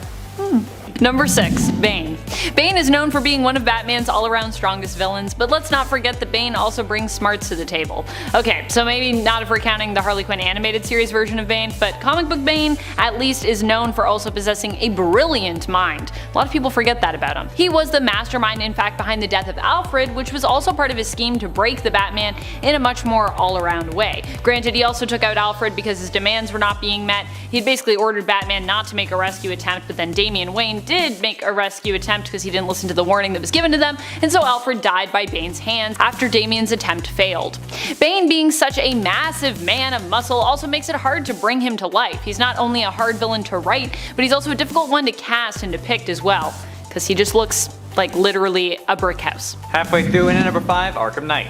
Not only is this character loved by some of the people who played the Batman Arkham series of games, the Arkham Knight is a highly skilled military technician who possesses expert knowledge of Batman's tactics and fighting style, which can be attributed to the fact that he was personally trained by the Vigilante, being revealed as Jason Todd, a moment that we all remember, for better or worse. He is a master of hand-to-hand combat, martial arts, and marksmanship. The high-tech military-like battle suit that he wears further enhances his physical strength, speed, and durability. When Batman was ambushed by the Dark Knight, he was able to knock the Dark Knight off his feet with one punch. This absolute mastery of Batman's tactics would make him a hella good villain, however the amount of power he has would probably be too much for the DCU. They already had Batman fight Superman and win, so they would have to supercharge Arkham Knight to make it an actually interesting fight, which would just ruin the character even more than some would consider him already ruined. Number 4. Ra's al Ghul, or Ra's al Ghul, depending on what you prefer. A lot of people prefer Ra's, I prefer Ra's. We can all coexist, it's a beautiful world. Ra's is one of Batman's all-time greatest nemeses. While he might not possess direct superpowers of any kind, like most of Batman's rogues, he is one of the most skilled fighters and has one of the most brilliant minds. Like Bane. I like people with brilliant minds apparently. Too bad Ra's usually uses his brilliant mind to concoct all sorts of schemes in order to topple governments, sow chaos, and gain power the world over. Ra's al Ghul is the head of the League of Assassins and has come close to completely defeating Batman in the past, with him even successfully using Batman's own research during the Tower of Babel JLA story to defeat all of Batman's superpowered colleagues on the team. But ultimately, into number 2, the Holiday Killer. More commonly referred to as Holiday, they are one of the principal antagonists of the story Batman The Long Halloween. A serial killer operating in Batman's early career, the murderer targets various associates and members of Gotham's crime families. Holiday's identity is only revealed in the final issue of the story, though their identity is apparently resolved, it's still left up to question. After the events of Batman Year 1, Batman, Gordon, and Harvey Dent unite to take down the Carmine Falcone, the leader of the Falcone crime family and the most powerful criminal in Gotham City. Around the same time, though, a mysterious assailant begins targeting Mafia mafiosi members and killing them. Each of the killings used the same MO. The victim shot with a .22 pistol, with a baby bottle cap used as a silencer, and a memento is left signifying each holiday, like example jack-o'-lantern for Halloween. Each victim is also connected either directly or indirectly to the Falcone or Maroni crime families, though at least 2 are connected to Holiday's operations. Several red herrings are also left to misdirect readers' assumptions towards other characters. The identity of Holiday is apparently revealed at the end of the series, however 3 major characters are directly connected to the Holiday identity, so you can't really be sure which one it is.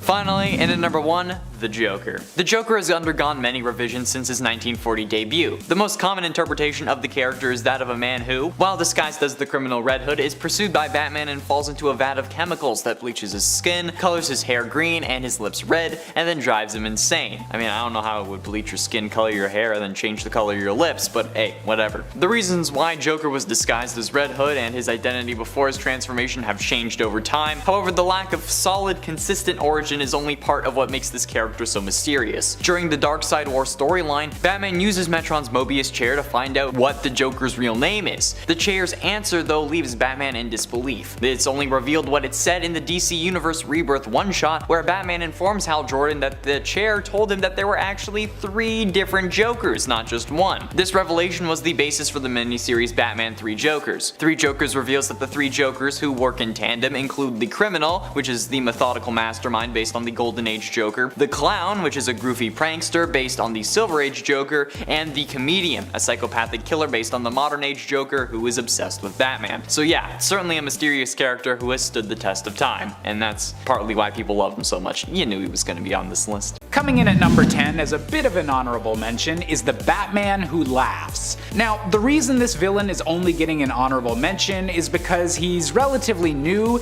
and has had a huge amount of publicity in the few years since his creation. But I still do think this character deserves some more exploration further down the road. As a twisted combination of Bruce Wayne and the Joker from the Dark Multiverse, the Batman Who Laughs was an incredibly intimidating villain that only got even more powerful when he gained the powers of Dr. Manhattan and became the Darkest Knight. But seeing as how he was then killed by God Mode Wonder Woman, and I do think that the Batman Who Laughs deserves a comeback in the near future so that we can see what really happens when the true Batman and the Batman Who Laughs go head to head. Coming in at number 9, coming in at number 8, we have the malicious psychologist known as Hugo Strange. One of Batman's oldest villains, originally debuting only 9 issues after the Caped Crusader himself in Detective Comics, Professor Hugo Strange was also one of the very first villains to ever figure out his secret identity as Bruce Wayne. While initially depicted as a typical mad scientist stereotype, using a weather machine to hide his minions' robberies with a thick layer of fog, more recent interpretations of the character have seen him as a devious manipulator, using his position of power as a doctor of psychology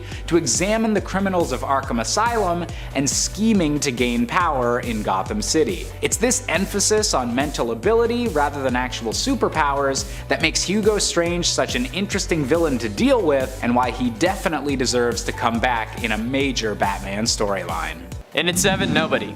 Morgan Ducard was the son of Henry Ducard, a world-renowned assassin, and Felicity Strode, a spy sent to kill Henry, who instead fell in love with him. I have to say though, that's the dream. Having a love so strong that even your assassin can't kill you, that's goals. From an early age, though he did not see him often, Morgan idolized his father. When his mother was contacted by the people who had hired her to kill Ducard years ago, telling her that if she failed to fulfill her end of the deal that they would kill her son, the young boy stabbed his mother to death with a kitchen knife. His father saw what he had done and appreciated Morgan's devotion to him, deciding to train his son to become an assassin like him. Ah, family bonding. Several years later, a young Bruce Wayne came to France hoping to train under Henry Ducard, but Bruce drew more attention to himself than he should have, and Morgan was sent to assassinate him. The American and Frenchman fought each other, but due to his prior training, Bruce ended up defeating Morgan and surviving the attack. This is when Morgan grew a hatred for Bruce, since after surviving, Henry decided to train him instead of killing him being Bruce Wayne in this scenario. Nobody would then go on to train Bruce's son Damian Wayne, and even was killed by Damian. Number 6, Red Goblin. Green Goblin plus Carnage equals holy shit.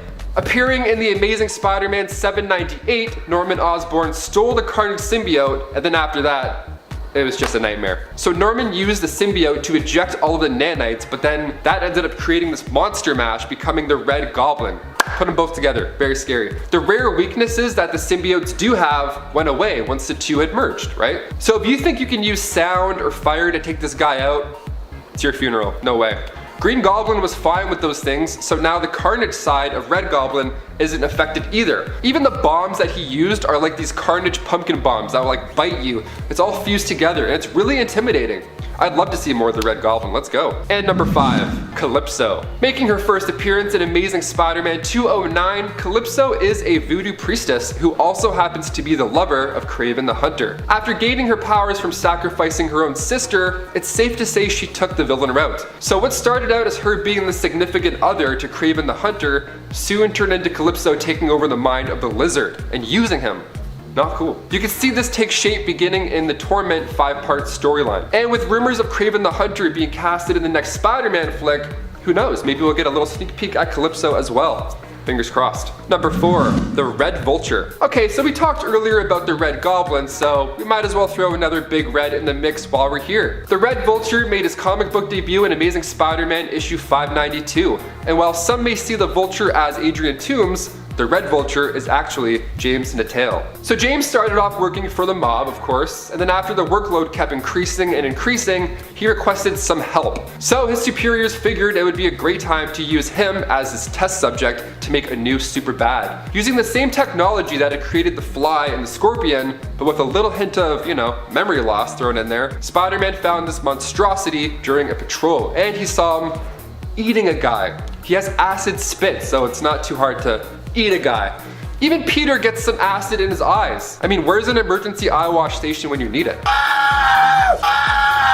And coming in at number 3, Carry-On. AKA Miles Warren made his comic book debut back in Peter Parker's Spectacular Spider-Man issue 25. His powers are pretty amazing. I mean, I would love to see more of this guy. Everything he touches turns to dust. It turns to dust, red dust. It's very bad. He's creepy looking. I mean, he also carries this little like pouch side carry bag, so he looks creepy, but he also looks like he's running errands. So, I don't know. He's taking lives, but he's also late for work. He's a weird looking guy. The initial Carry-On was actually a clone of the Jackal, but the virus had made it outlive that body. So now we're left with this. Super strength, telepathy, levitation, super speed. It's pretty hard to avoid the touch of Carry-On, especially when he's motoring. This villain didn't last too long back in the late 70s, but he's interesting enough to check out. So go do that. And number 2, Morbius. We have to include Michael Morbius, the living vampire. I mean, after all, Jared Leto is set to take on the bloodthirsty mantle with a sneaky little peek at Michael Keaton's Vulture at the end of the Morbius trailer that we got earlier this awful year. A lot of people are wondering who this guy is now. Making his debut in Amazing Spider-Man 101, Michael Morbius was, of course, a scientist, and actually a Nobel Prize-winning biochemist. Having a debilitating blood disease plus experimenting with bats to find a solution, you already know what's about to go down. The best part of his origin story is that when he meets Spider-Man for the first time, this just happens to be the time where Spider-Man is donning the 4 extra arms, and it's pretty entertaining. So Morbius, in his thirst for blood, is like, oh, that dude's got 6 arms, that's like a lot of blood. Oh boy, that would be pretty yummy. So Morbius attacks and does a pretty decent job. In comes Curtis Connors to help out, or rather, turn into the Lizard and make Spider-Man's day go from bad to worse. I'm pretty pumped to see Jared Leto take flight with Morbius. I mean, I'm also pretty sure Jared Leto's already a vampire to begin with, so I'm sure his method acting will really come in handy. And closing off the list, coming in at number 1, we have Tombstone, a notable villain in the Spider-Man PS4 storyline, and making his debut in the late 80s in Web of Spider-Man 36. Tombstone, aka Lonnie Lincoln, grew up bullied due to his physicality. He was born albino and much taller and stronger than others, so naturally he himself also became a bully too. See how it works? Don't bully people. There's an idea. Down the road, he embraced it and became one of the biggest, baddest hitmen out there, taking out the trash for Kingpin himself. Weighing in at almost 500 pounds and towering at the height of 6'7", Lonnie is strong enough to lift 6 tons. So if you're a fan of the Spider-Man game, you'll agree he's one of the hardest villains in that entire storyline, and for good reason. You got some stones, Rick. Let's see if they break. Number 10. White Rabbit. You might not think of Lorena Dodson as being a very dark villain. She's just a woman after all who's obsessed with Alice in Wonderland and basically turned to a life of crime because she was bored. Her greatest power is her wealth, which allows her the gadgets and goons she needs to be a supervillain and a criminal. However, during the Absolute Carnage tie-in, Symbiote Spider-Man, we get a little side story involving a man who once wore the symbiote suit unknowingly that also features Dodson. In it, she ends up aiming to scare the man who is actually a judge that condemns her in court after being a witness to her causing a public disturbance and assaulting civilians at a local burger joint. Her scare attempt, however, results in the death of the man's son, who goes into cardiac arrest. The whole story is pretty dark. And coming in at number 9, we have The Spot. Making his first appearance in Peter Parker the Spectacular Spider-Man issue 98, The Spot isn't exactly the coolest villain per se. I mean, he doesn't throw pumpkin bombs, he's not made of 1,000 spiders, but when Jonathan Owen was exposed to the spotted dimension during an experiment, his skin became white with black spots, and those spots acting as warps in space. Honestly, this character is super unique. In his second issue, you really see what he can do. He uses these portals to punch through space and hit his victims far away. He holds these portals like frisbees, and personally, I would love to see this guy fight Doctor Strange. The whole portal versus portal action alone would be mint. And they're both doctors. So why hasn't this happened yet? I don't know. Seeing Spider-Man use his portals to hit Thanos in Infinity War makes me think if The Spot was in a Spider-Man movie, it would be just hours of that. And honestly, that would be sweet, I'm here for it. I wish I was The Spot. Scratching your back would be so much easier. Instead of reaching and trying to pull your shoulders out, no thank you.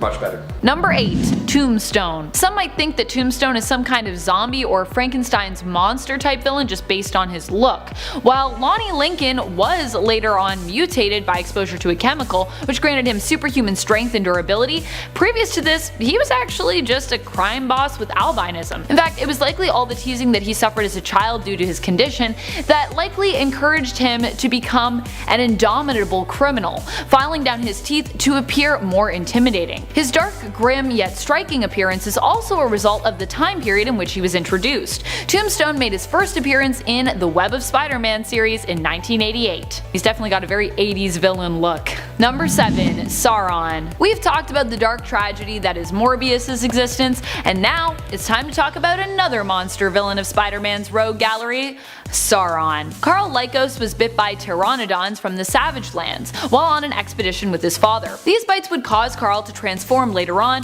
causing him to need to drain the life energy of others in order to survive, basically turning him into an energy vampire. But from there, his story would only get more strange and tragic. While siphoning energy from a mutant, he underwent a further transformation, turning him into a hybrid creature, part pteranodon, part human. While Sauron was originally introduced as a villain during the X-Men comics, Spider-Man would face him during his time working alongside the mutants, both taking on Sauron and the team known as the Savage Mutates, and later fighting against Sauron with his own mutant class that he was currently leading and teaching. I love Spider-Man as a mutant teacher, I think it's super cute. Number 6. Kane. Kane Parker was the broken clone that Jackal brought into the world first, his first discarded attempt at cloning Peter Parker. He's also the epitome of 90s edge and darkness with his originally dark billowing locks and tattered cape. Although not specifically a Spider-Man villain anymore, when Kane was originally introduced he was very much a misguided rogue. Kane is also known for his fragile psyche and unique ability known as the Mark of Cain. Many originally thought that this ability was Kane emitting acid from his hands to burn his victims, but in reality he actually has a bunch of tiny hooks on his hands that allow him to climb, like many spider folk and actual spiders. He can use these hooks to dig into someone's flesh, making it look like he has left an acid burn when really he just dug a bunch of super tiny spider hooks into their face. Yay. Number 5. Kraven. For Kraven the Hunter, Spider-Man has always been the #1 prize. This was the inspiration for the story Kraven's Last Hunt, where it appeared that Kraven had finally captured and defeated Spider-Man by killing him. In truth, he had simply incapacitated Spider-Man, placing him in a comatose, death-like state for a few weeks. When Spider-Man awoke, he discovered that Kraven had basically been standing in for him while he was out, and it was revealed to Peter that Kraven's whole plan was to beat Spider-Man at his own game, proving that he himself was a better hero than the Spider by becoming sort of Spider-Man? In the end, Kraven felt he had accomplished what he had set out to do, and in a way also showed respect for Peter Parker's approach to heroism. Feeling that he was almost at peace with the world, Kraven took his own life, ending his legacy. Or at least this would have been a dark but meaningful end to his legacy, but instead of staying dead, Kraven would later be resurrected. Oh, comics. Number 4. Kingpin. Despite the fact that Kingpin isn't one of the first people you think of when you think of dark and menacing Spider-Man villains, he's been around since the early days of Spider-Man's adventures, appearing in Spider-Man comics in the 1960s alongside many of Spider-Man's other classic villains. Wilson Fisk has always been one of the darkest, most menacing villains because of the amount of power and control that he wields. In the film Into the Spider-Verse, we saw respect paid to this character in terms of how great of a Spider-Man villain he truly is, when he became the big bad of the film that Miles and his team of Spider-Folks went up against. He was also the one responsible for killing the Peter Parker from Miles' own reality. And in the comics, he also almost killed Spider-Man's Aunt May, after learning of Spider-Man's secret identity and choosing to target those Peter loved during the events of the Back in Black story. Number 3. Kindred. This villain is pretty dark since it's been alluded to that they are a demon from hell. In life, they were someone close to Peter Parker who was betrayed by him and by Norman Osborn. They have returned to get vengeance and use demonic centipede creatures to manipulate others by having these summoned creatures crawl inside those that they wish to torment. Ick. But also not ick to house centipedes, which are lovely little creatures who feed on other house pests. We like house centipedes, but we do not like demon mind control centipedes. Yes? Except MJ maybe is a fan, as she was actually pretty nice to Kindred centipedes prior to us really knowing that they were definitely a villain out to get revenge on Peter Parker, of course. Number 2. Carnage. Sure, Kindred is a former human and current demon from hell, but Carnage is like a demon on Earth. Even disregarding the dark attachment that the Carnage symbiote had to serial killer Cletus Cassidy, Carnage recently became an even more darker villain after the Carnage symbiote appeared to die attempting to preserve Cletus during his re-entry to the Earth's atmosphere. While attempting to protect its human host, the symbiote actually burned up, and even more tragic, depending on your perspective I guess, it failed to save Cletus, who also appeared to have died on arrival. However, the Null-worshipping cult known as the Church of Darkness managed to resurrect Cletus by bonding the Grendel symbiote to him, allowing them to become a new Carnage known as Dark Carnage. Cletus was intended to be the vessel that would allow Null to awaken and return, but in order to do so he would have to collect codices from the spines of those who had previously bonded to a symbiote. I mean, dark is also in the name for this version of Carnage, but also this guy literally eats spines for breakfast, lunch, and dinner. So yeah, pretty dark. Number 1. Mephisto. Of course, it can't possibly get more dark than Mephisto. When it comes to his feud with Spider-Man, or Spider-Folks for that matter, Mephisto seems to have a bit of an obsession. He saved Aunt May for Peter in exchange for his marriage to MJ, saved Miles Morales as Spider-Man's teammates in exchange for the life of a civilian that Miles had saved in that other timeline where his teammates died, and he convinced Otto Octavius as Superior Spider-Man to return to a life of villainy in order to defeat an alternate reality Spidey who was also that Earth's Norman Osborn. That's like getting rid of 2 Spider-Men with 1 stone. I like to imagine he keeps these little wins and trophies in a shrine that he has in his closet, because he is secretly the biggest Spider-Man fan ever. He even possessed Gwenpool's brother, and she's really only a small percentage related to the Spider-Verse as a sort of alternate version of Gwen Stacy mixed with Deadpool. Mephisto has revealed it's his dream to make life a living hell for all Spider-Folks everywhere. How nice. Add in the fact that he's basically Marvel's version of the devil, and you've got one twisted and dark Spider-Man villain. Possibly the most dark. Number 10. Scarlet Witch. Scarlet Witch isn't being ranked low for hotness, just FYI, as you all know how much I love Wanda just all around, so I would never do that to her, but I did think to rank her lower because I just feel bad that we're always calling her a villain on this channel, especially because, you know, she is a hero, but especially an Avengers villain, as Wanda is also known for being a key member of that team herself. Still, there have been a few times when Wanda has seemingly been at odds against her teammates. There are the times she has struggled to regain or maintain control over herself when Chthon has threatened to possess her, and there's House of M as well as Axis, and in the MCU, the time she mistakenly fought against the Avengers in the beginning of Age of Ultron, and when she caused mayhem without really meaning to in WandaVision, when her grief turned her into a powerful yet misguided villain. Basically, she's been a villain a lot, but I don't want to call her a villain, and I already know that she's hot, so number 10 for Wanda today. Number 9, Maximus the Mad. Maximus might not always be an Avengers villain, but he has definitely worked against them and his brother on more than one occasion. What makes Maximus so attractive? Well, he's definitely one of those tall, dark, and mad types, which honestly, I gotta say, I'm into it. After all, conventional thinking is just so boring and it's so safe, and Maximus is definitely neither of those things. He's not boring and he is not safe. Maximus is also quite intelligent, and while he is often crazy, he has also claimed insanity before as a means of escaping punishment. So he might not be quite as crazy as you think all the time. Not only has he threatened his brother's reign as king of the Inhumans, having usurped him multiple times in the past temporarily, but he also has threatened the Earth in the past. The entire Earth, which also obviously brought him into direct conflict with the Avengers. And friends, before we move on to this next spot, if you are loving this list and you are loving this channel, be sure to hit that thumbs up, be sure to smash that subscribe, you know, do all the cool things that us YouTubers ask you to do. And thank you. Thank you for doing them. It really does help us. So thank you. Number 8.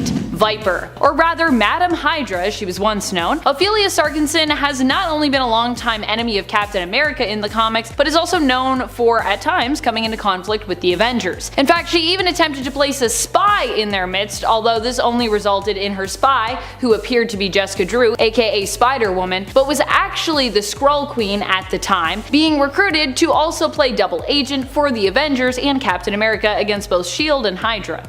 Didn't quite work out. Ophelia is known for being sneaky, deadly, and manipulative, but she also looks damn good while doing all three. Number 7, Grim Reaper. This next one we thought we were going to see in WandaVision, but we thought wrong. We thought maybe if it wasn't Mephisto, it's probably Grim Reaper, but we were wrong on both. The Grim Reaper did not show up, but his silhouette did for a hot second, maybe. Eric Williams made his debut back in Avengers issue 52. He's the brother of Simon Williams, aka Wonderman. He was considered a black sheep of the family, and when he was younger, he accidentally burnt down his house after, you guessed it, being clumsy with chemicals. The usual. So his brother felt responsible for not stopping him or being there for him when watching him. So after that, he began to watch him closely, a little bit too close, because Eric then became rebellious because of the supervision, and then soon he ended up with the Magia in Las Vegas while his brother stayed and took over the family business. So with the business failing, no thanks to Stark being the top dog in innovation, he turns to his brother for some mob help to get things going again. So Simon embezzled money with Eric, but Simon got caught and thrown into the slammer. Went thrown right into jail. So Baron Zemo approached him, asked for help to take out the Avengers, and revenge on Stark was included, so he was like, sure, this sounds like a pretty sweet gig. So then he got turned into Wonderman, but he ended up saving the Avengers from Zemo's trap. He turned, he went good guy. But his brother, Eric, he heard of Simon's untimely departure, so he got angry and felt tremendous guilt after this. So he contacted the Tinkerer, who gave him a scythe. Then he took on the name of Grim Reaper, and voila, we now have a pretty badass villain. Number 7, Mindworm. Mindworm might not have been a major Spider-Man villain, but that doesn't mean that his story wasn't super dark and tragic. Mindworm was William Turner, a mutant with powerful psionic powers who was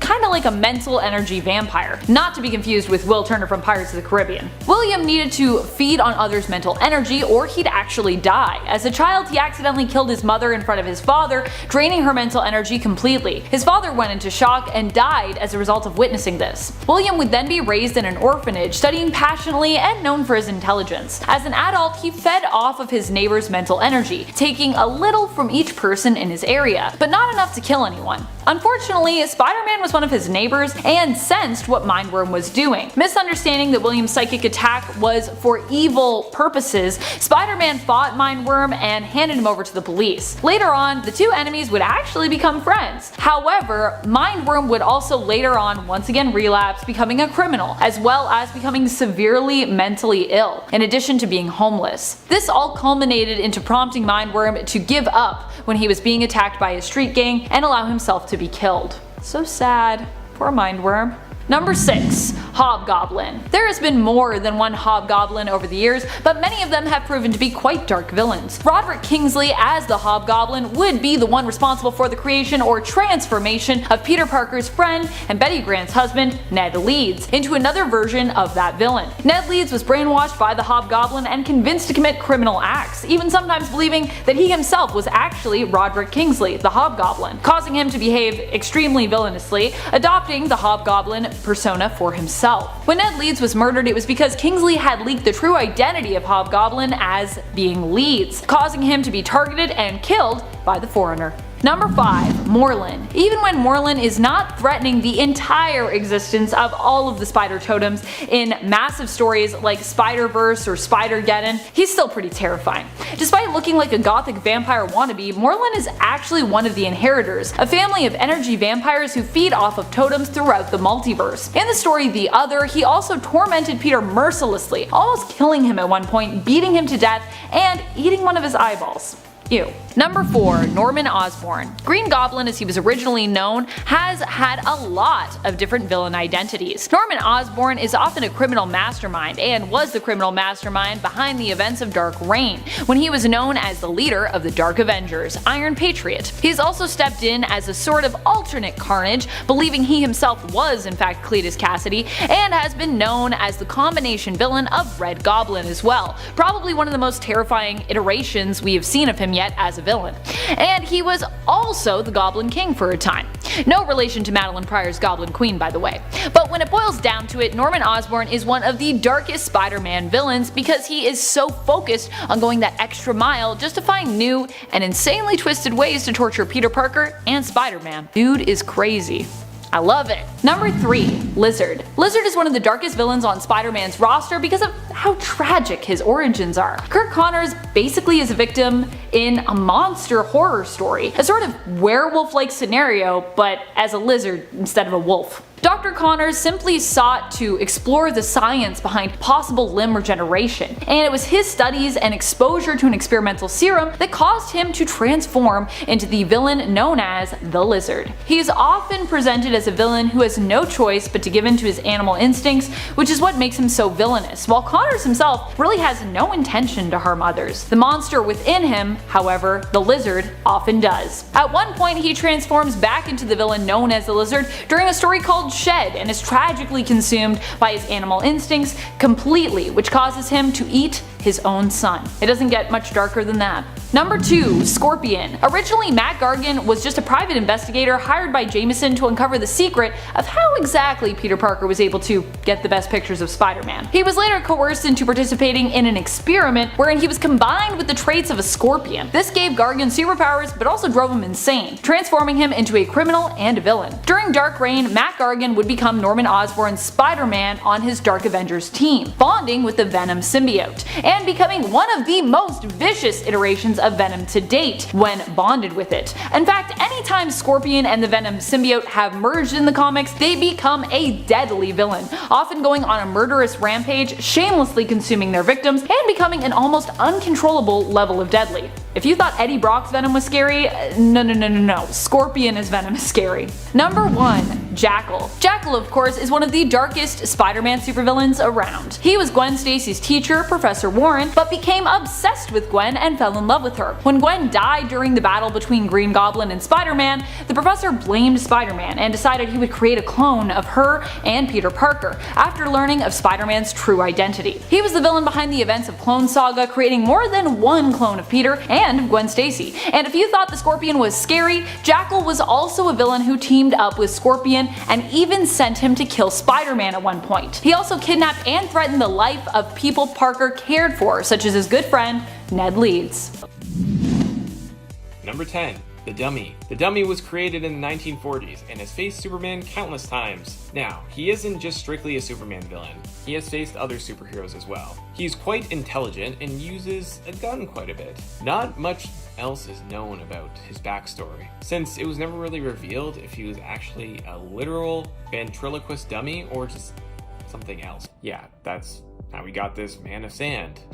See what I did there? He is quite the powerful foe, and if they are close, he can drain the Man of Steel's powers. The other crazy thing about how these two are linked is that the planet will blow up if they have any physical contact, since he can drain and consume Superman's powers. He even sort of turned good, wanting to save lives, instead of hurting them.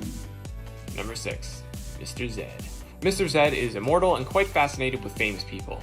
So what he likes to do is travel, through time to capture famous people and his crystal, and that is on top of his cane, basically capturing their souls. He also has the power of hypnotizing people and resurrection. Of course, he became fascinated with Superman. When attempting to try and capture Superman into his crystal, he is unsuccessful due to where he came from and how powerful the Man of Steel is. In the end, his crystal explodes, freeing most of the souls that he captured throughout time. He has faced off with him other times as well, whether it was in the past or the present day version of himself. Number 5. Master Jailer. The Master Jailer, aka Death Trap, worked for Star Labs in creating cells for superpowered individuals. He is incredibly smart and was asked to try and figure out a way to hold Superman in the cell, but proved he couldn't do it. That didn't stop his obsession with trying to figure out how he could one day trap the Man of Steel in one of his cells, though. He found out Superman's identity, Clark Kent, and wanted to try and go after his friends as a way to get him to cooperate. He also teamed up with some of Superman's longtime foes, but he was never able to fully capture the Man of Steel like he always wanted. Number 4. Lois Lane Robot. On New Earth and during his quest for the power he lost in Blackest Night, Lex Luthor decided it was a good idea to take a Brainiac probe stored in LexCorp and a sample of Lois Lane's DNA to create a robotic version of her that would serve as his quote-unquote conscience. Unfortunately for him, before he was able to complete the programming, he was held hostage by some bandits under the control of Mr. Mind, and he himself was put into a mental illusion. The Lois Lane robot was functional enough though to activate all of its weapon systems, allowing it to take out all of the thugs and bring Luthor back into reality. Armed to the brim with state-of-the-art technology and weapons, her robotic android body allows her to repair any damage received, and also gives her the ability to fly alongside super strength, durability, and speed. Now, not long after their run-in with Mr. Mind, Luthor, Deathstroke, and Lanebot head to Antarctica to find a black orb that is somehow related to the Black Power Ring energy. The effects of this orb were enough to cause Deathstroke and his men to completely lose control and attack one another. However, Lanebot was not affected as she is inorganic. That was the last time we saw the Lois Lane robot, so until they grace the comic book pages once again, check them out in their first appearance in 2010's Action Comics number 890. Number 3. Cancer. This is definitely an interesting villain, and one for sure I definitely had not heard of at all. So somewhere down the line, Superman developed cancerous cells. When they removed the actual cells from Superman's body, what do? What do you know? We got our villain Cancer. Yes, he came to life from the removal of these cancerous cells in Superman's body. Since he came from Superman, he has most of Superman's powers, as well as being able to completely destroy a human body with just a touch from him. Since he is connected to Superman, he has weird issues about him being his father and whatnot. So, it's a little bit strange. Number 2, Amazing Grace. Amazing Grace was created in the 1980s and has the power of mind control, and with that power, she can manipulate others. Amazing Grace works with a villain known as Darkseid as his agent.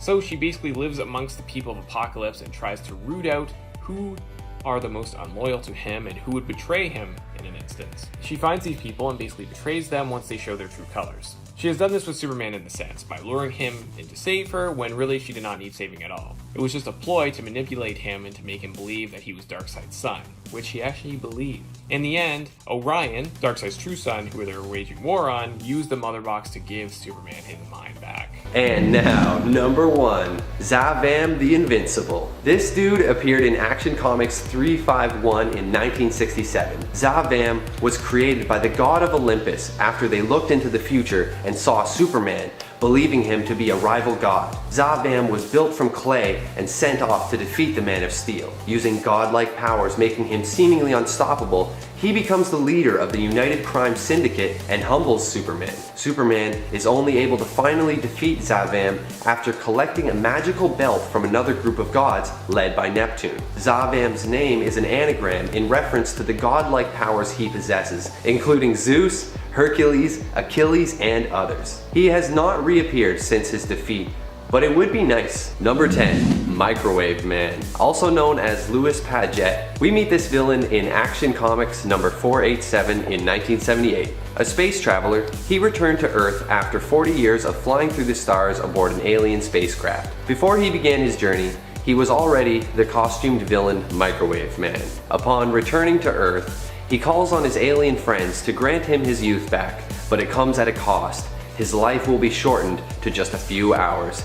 He says, yeah, I'm good with that. He just wants the opportunity to defeat Superman. So Superman agrees and even allows Microwave Man to defeat him in a test of strength. Lewis dies satisfied and the aliens claim his body and they set him adrift in space. It's a touching story in which the villain is dispatched within 2 issues, meaning we will probably never see him again. It's nice though. Hey gang, before we hit number 9, I really need you guys to hit that like button. It's not required, I will continue with the list either way, but we do appreciate it. Number 9, Sand Superman. First appearing in Superman 233 in 1971, Sand Superman is exactly what he sounds like. Created from a portal between Earth and the Quorum dimension, Sand Superman just wants to drain Superman of all his power and knowledge. However, as it gains energy, he also gains the desire to act like Superman, including serving unselfishly as a superhero. Unfortunately, Superman can't really take him on as a sidekick or anything like that for 2 reasons. 1, Sand Superman only gains power by taking it away from Superman. And 2, if they were to actually touch each other ever, Sand Superman's alternatively charged atoms would just result in a huge explosion big enough to destroy the entire planet. Sand Superman's story was really not all that lengthy, so it's pretty easy to see why he hasn't returned. Coming in at number 8, J. Wilbur Wolfenham. He would call himself a business consultant or philanthropist, but make no mistake, he is a con man. Mr. Wolfenham first appeared in Superman 341 and was erased from existence following the collapse of the multiverse during the Crisis on Infinite Earth series. In his debut, he has a scheme to sell amulets which allegedly teleport the wearer to safety if a disaster strikes. Superman comes along and decides to put this product to the test. This all happens in a story called The Man Who Could Cancel Catastrophe. In another story called Sale of the Century, Wilbur thinks he's pulled off a master scam by selling the Earth off to an alien real estate agent until the alien actually comes back, and then of course Superman has to come straighten everything out. This guy is seriously a real piece of work, but we haven't seen him again since 1985. Coming in at number 7, Funny Face. We meet Funny Face in Superman 19 in 1942. Making him possibly the oldest villain on this list. In his story, Case of the Funny Paper Crimes, he brings some villains to life from a comic strip, including Machine Gun Mike and the Black Raider, and he sends these guys out to rob the stores of Metropolis in a super dastardly evil scheme. Just go out there and rob everything, you guys. Superman takes them on one at a time, eventually figuring out what's going on and that they've come from the Funny Pages. While Superman is busy, Funny Face kidnaps Lois Lane and transforms her from a real person into a comic book character. Superman forms up a team with some other comic strip heroes that have been brought to life, and together they rescue Lois and take down the villains.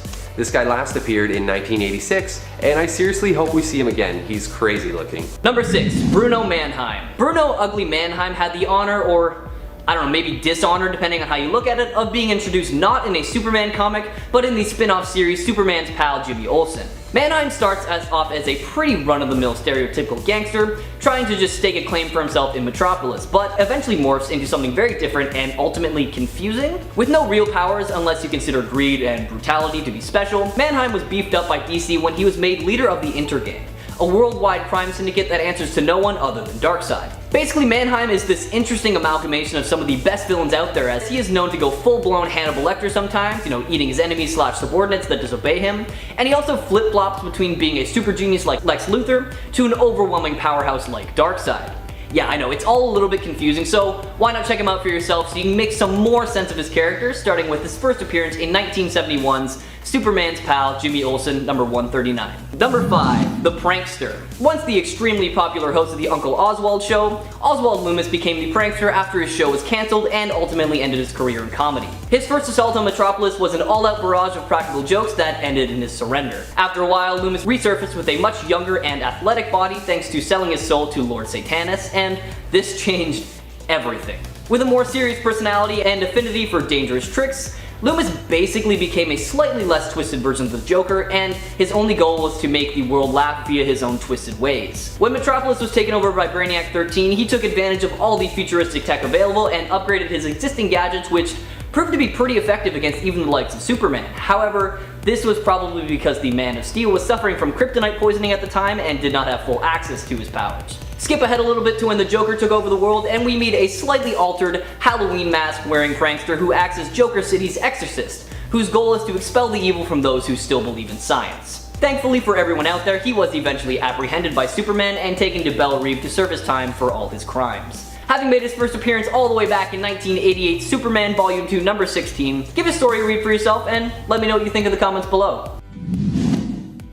Number 4. Atomic Skull. So Atomic Skull was created back in the 1970s and has faced Superman numerous times. So basically, Joseph Martin got hit by a gene bomb and became Atomic Skull. His powers include super strength, gives off huge amounts of radiation, and has a flaming radiation type skull for his head. Now, as scary as this guy is, these powers definitely took their toll on Joseph as he started getting brain damage. The damage sort of led to Joseph to change his persona to Atomic Skull. He is known to be quite erratic and can be quite violent due to some hallucinations. Number 3. Terra Man. Tobias Manning, aka Terra Man, was once a businessman who one day realized just how much damage he was causing to the Earth and its environment. With his newfound conscience, Manning took up a personal vendetta against any company that was causing damage to the environment. Using weapons that focused on turning the environment around his enemies against them, he has caused some serious damage in the name of the Earth, and that earned him a spot on the Secret Society of Villains during the events of Infinite Crisis. Even after this catastrophic event, Terra Man continued his nefarious ways by hijacking a plane over the Middle East. Thanks to Black Adam, he escaped both harm and capture for this crime. However,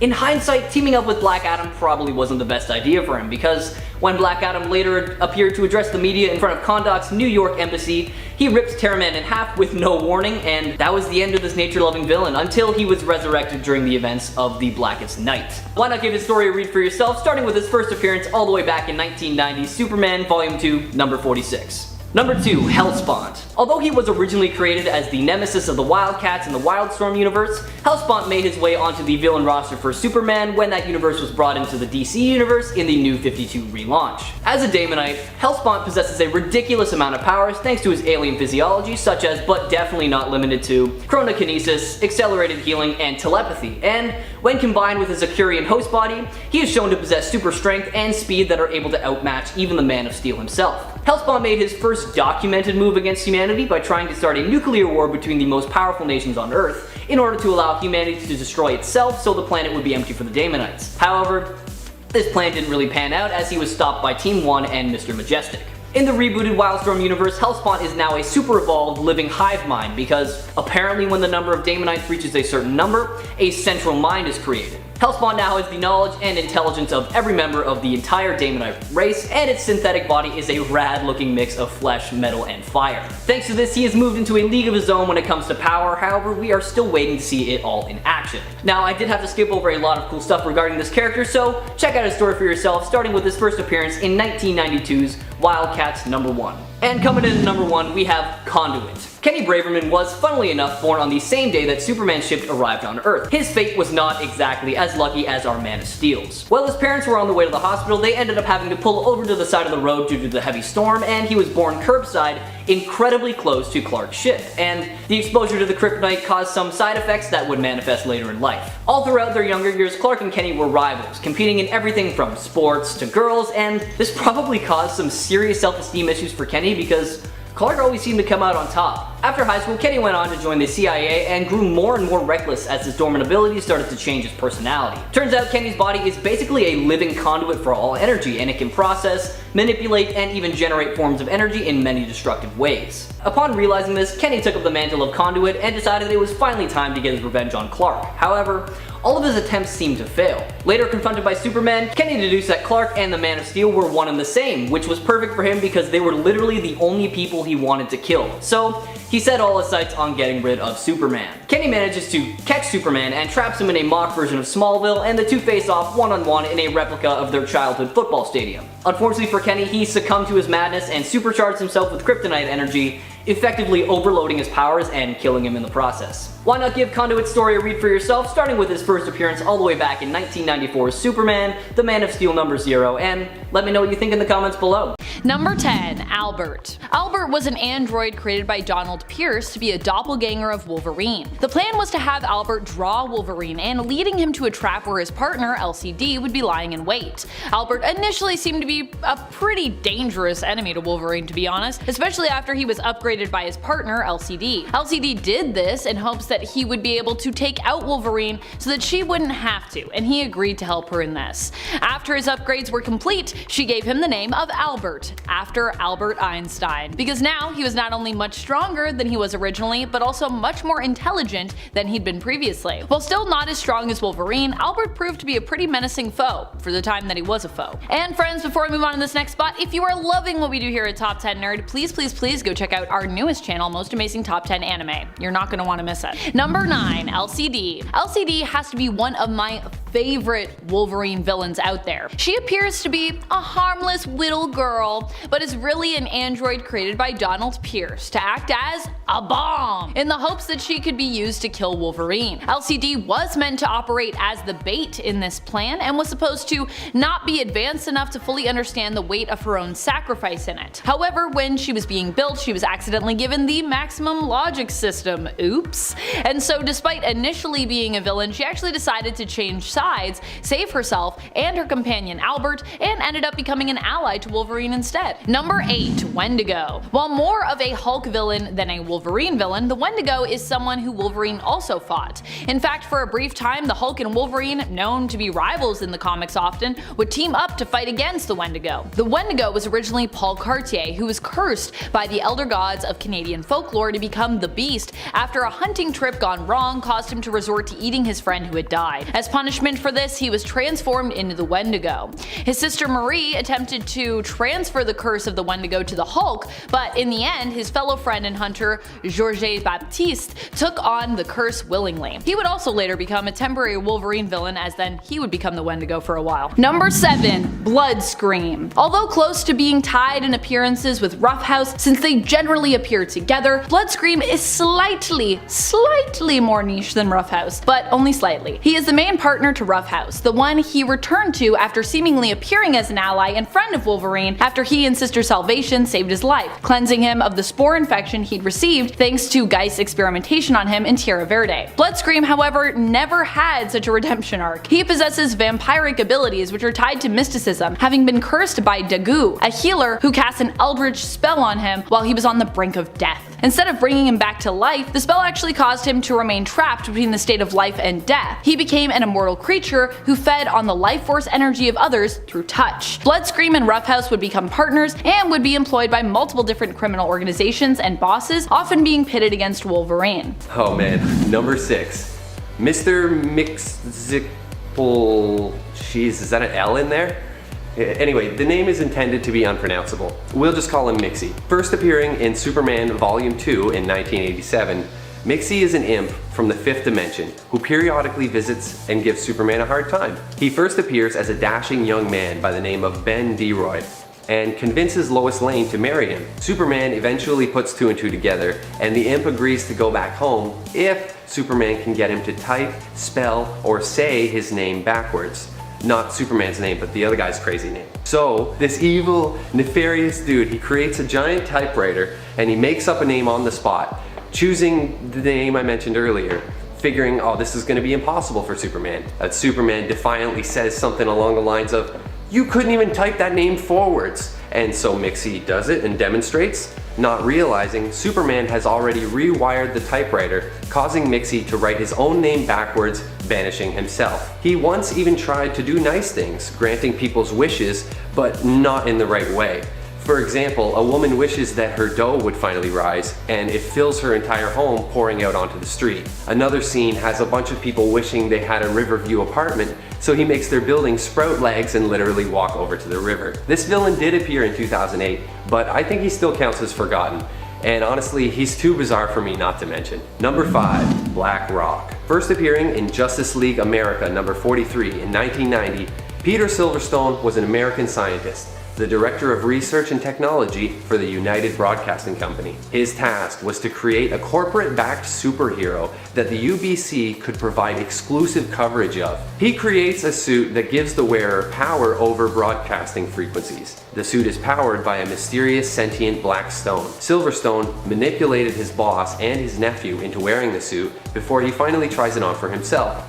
Sad to say though, after years and years of butting heads with Superman and losing, he becomes a washed up, failed villain who hangs out with guys like Kite Man. Eventually, he is driven mad by overuse of the Black Stone powers and winds up getting killed by Sam Benjamin, who then steals the stone and becomes the new Black Rock. Number 4, the Prankster. Oswald Loomis first appeared in 1988, the popular host of The Uncle Oswald Show, an early morning children's program. When ratings for his show plummeted and it was cancelled, Oswald totally lost it and went on a pranking spree, terrorizing Metropolis. He once even held Lois Lane hostage and tried to marry her. Later in life, he sells his soul to Lord Satanus, and this changes him, making him young and athletic. He is a manic trickster who uses futuristic technology to create gadgets and weapons, all while retaining a comical theme. This guy doesn't come up as often as other practical joke-inspired villains such as Joker and the Riddler, so we haven't seen him for a bit. Number 3, Terra Man. When DC Comics rebooted everything with the New 52 in 2011, this guy was recreated to better suit a modern audience. But in 1972, he first appeared in Superman 249 as Tobias Manning, a desperado cowboy sent into the future. When he was young, he encountered an alien during his first holdup, while his father was recovering from a gunshot wound.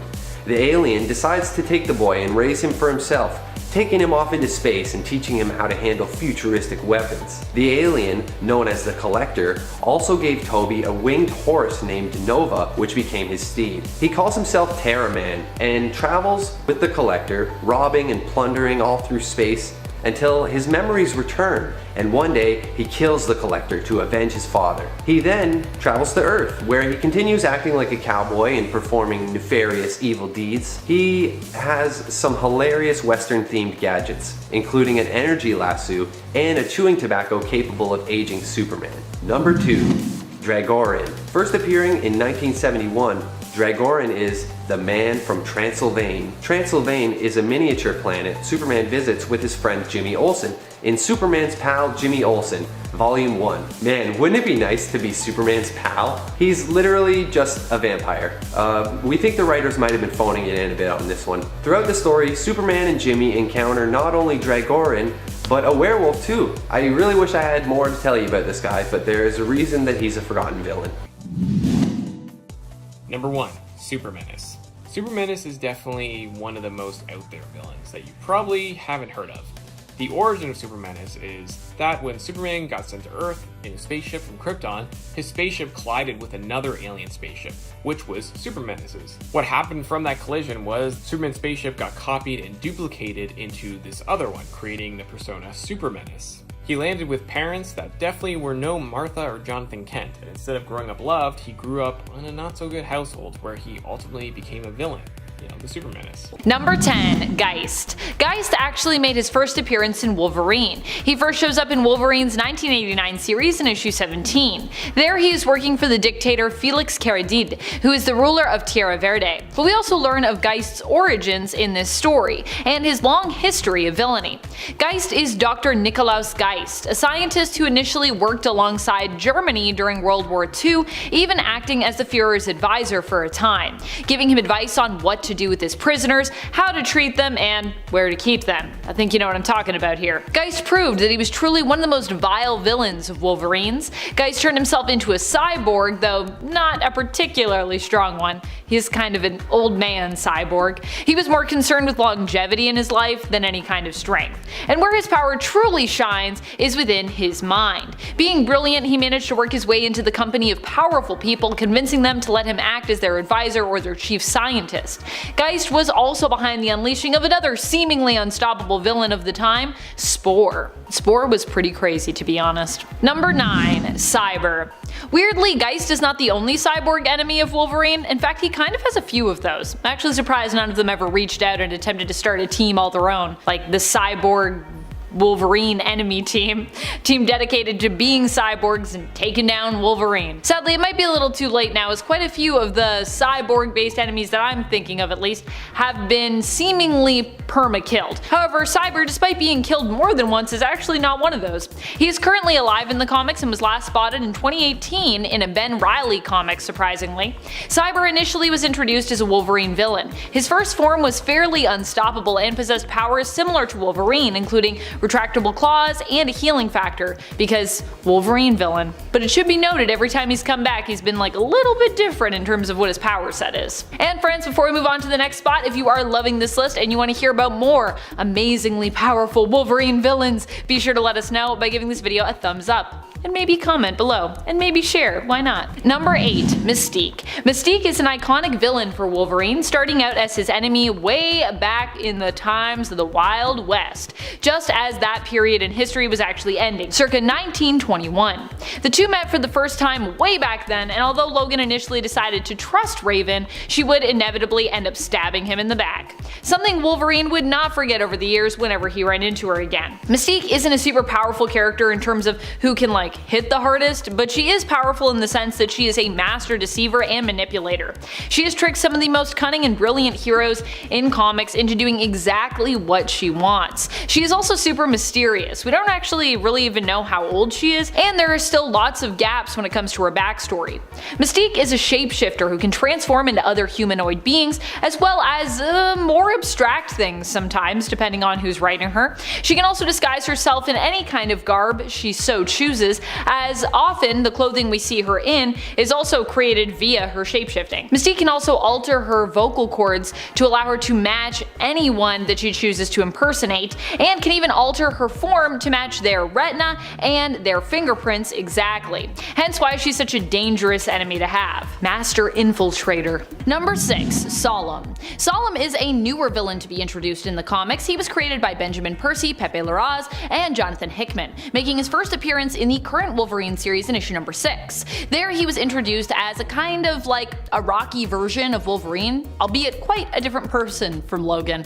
While Logan generally prefers to be on his own and wallow in his past and sometimes his current miseries, Solemn is more of a hedonist who prefers to celebrate life and be surrounded by beautiful people, delicious food and wine, and indulge in general debauchery. He has adamantium skin, whereas Wolverine has adamantium laced bones. Both of them were required to get Muramasa blades as well to participate in the Otherworld tournament during Ten of Swords, and jointly ventured into Hell to do so. Solemn has already sold out Wolverine multiple times, despite having only made a few appearances in the comics as of yet. Number 5. Hunter in the Darkness. The Hunter in the Darkness is an interesting character. While Wolverine did once free the werewolf-like being from a trap years ago, they still remained an adversary of Wolverine. However, it has been implied in the comics that there is a sense of camaraderie between these two. Initially, when we first meet the Hunter in the Darkness, it was made to seem, and in fact some characters in the issue did think, that the Hunter was actually a more feral version of Logan. Hunter in the Darkness first appeared in issue number 34 of the 80s Wolverine series,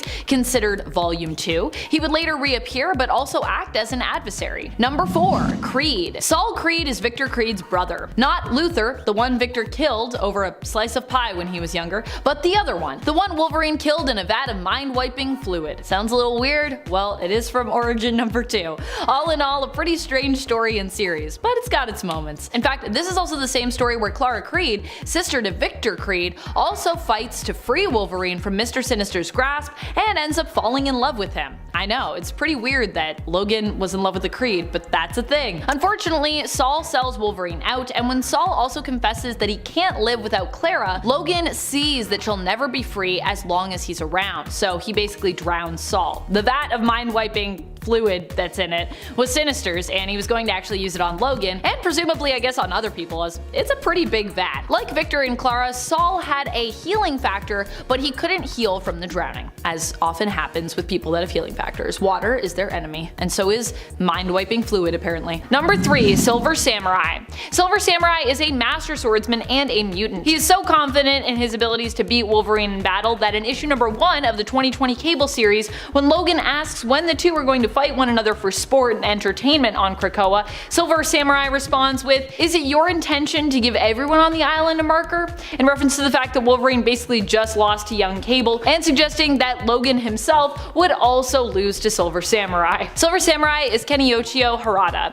Ken's mutant abilities allow him to generate a tachyon field, which he can focus through anything that he pleases. Typically, he chooses to use this on his sword, which basically strengthens it, allowing him to cut through almost anything. And I mean almost anything. I don't think adamantium, but pretty much everything else. Number 2, Gorgon. Gorgon is an impressive fighter, as we saw in the previous X-Men series in 2019. In issue number 4, Gorgon is revealed to be a member of the security detail that Xavier, Magneto, and Apocalypse take with them while attending a diplomatic dinner with the other world leaders. Gorgon is asked to hand over his swords at the security clearance gate, as they are deemed too overt as far as permitted security weapons go.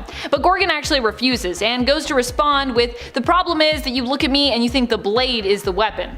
And later he proves that to be very true. The crazy thing about this issue is that Gorgon doesn't even resort to using his powers at all in the issue, and yet he takes out countless enemies just with his blades and skills alone. His mutant ability is that he turns any who make eye contact with him into stone, hence his name, Gorgon. However, in this issue, all he uses are his 2 blades and his insane fighting skills to defeat multiple enemies. I say defeat because remember, this is Krakoa, so no killing allowed. Maiming through dismemberment of limbs, however, that is permissible, as we see in that issue. Number 1, Ogun. Ogun was pretty powerful. He was a warrior who Wolverine met in China. He would end up becoming Wolverine's teacher and mentor for years. The two became close enough that Wolverine actually thought of Ogun as a father figure. However, one night when the two were attacked, it was revealed that Ogun had learned how to cheat death, effectively becoming immortal. After this incident, he became more obsessed with immortality, focusing solely on perfecting his technique. Perfection to him was being able to leave his own body and take over the body of others, allowing him to gain more power and in essence remain eternally young. He planned to use this technique on Logan actually, but Logan left before Ogun could attempt it.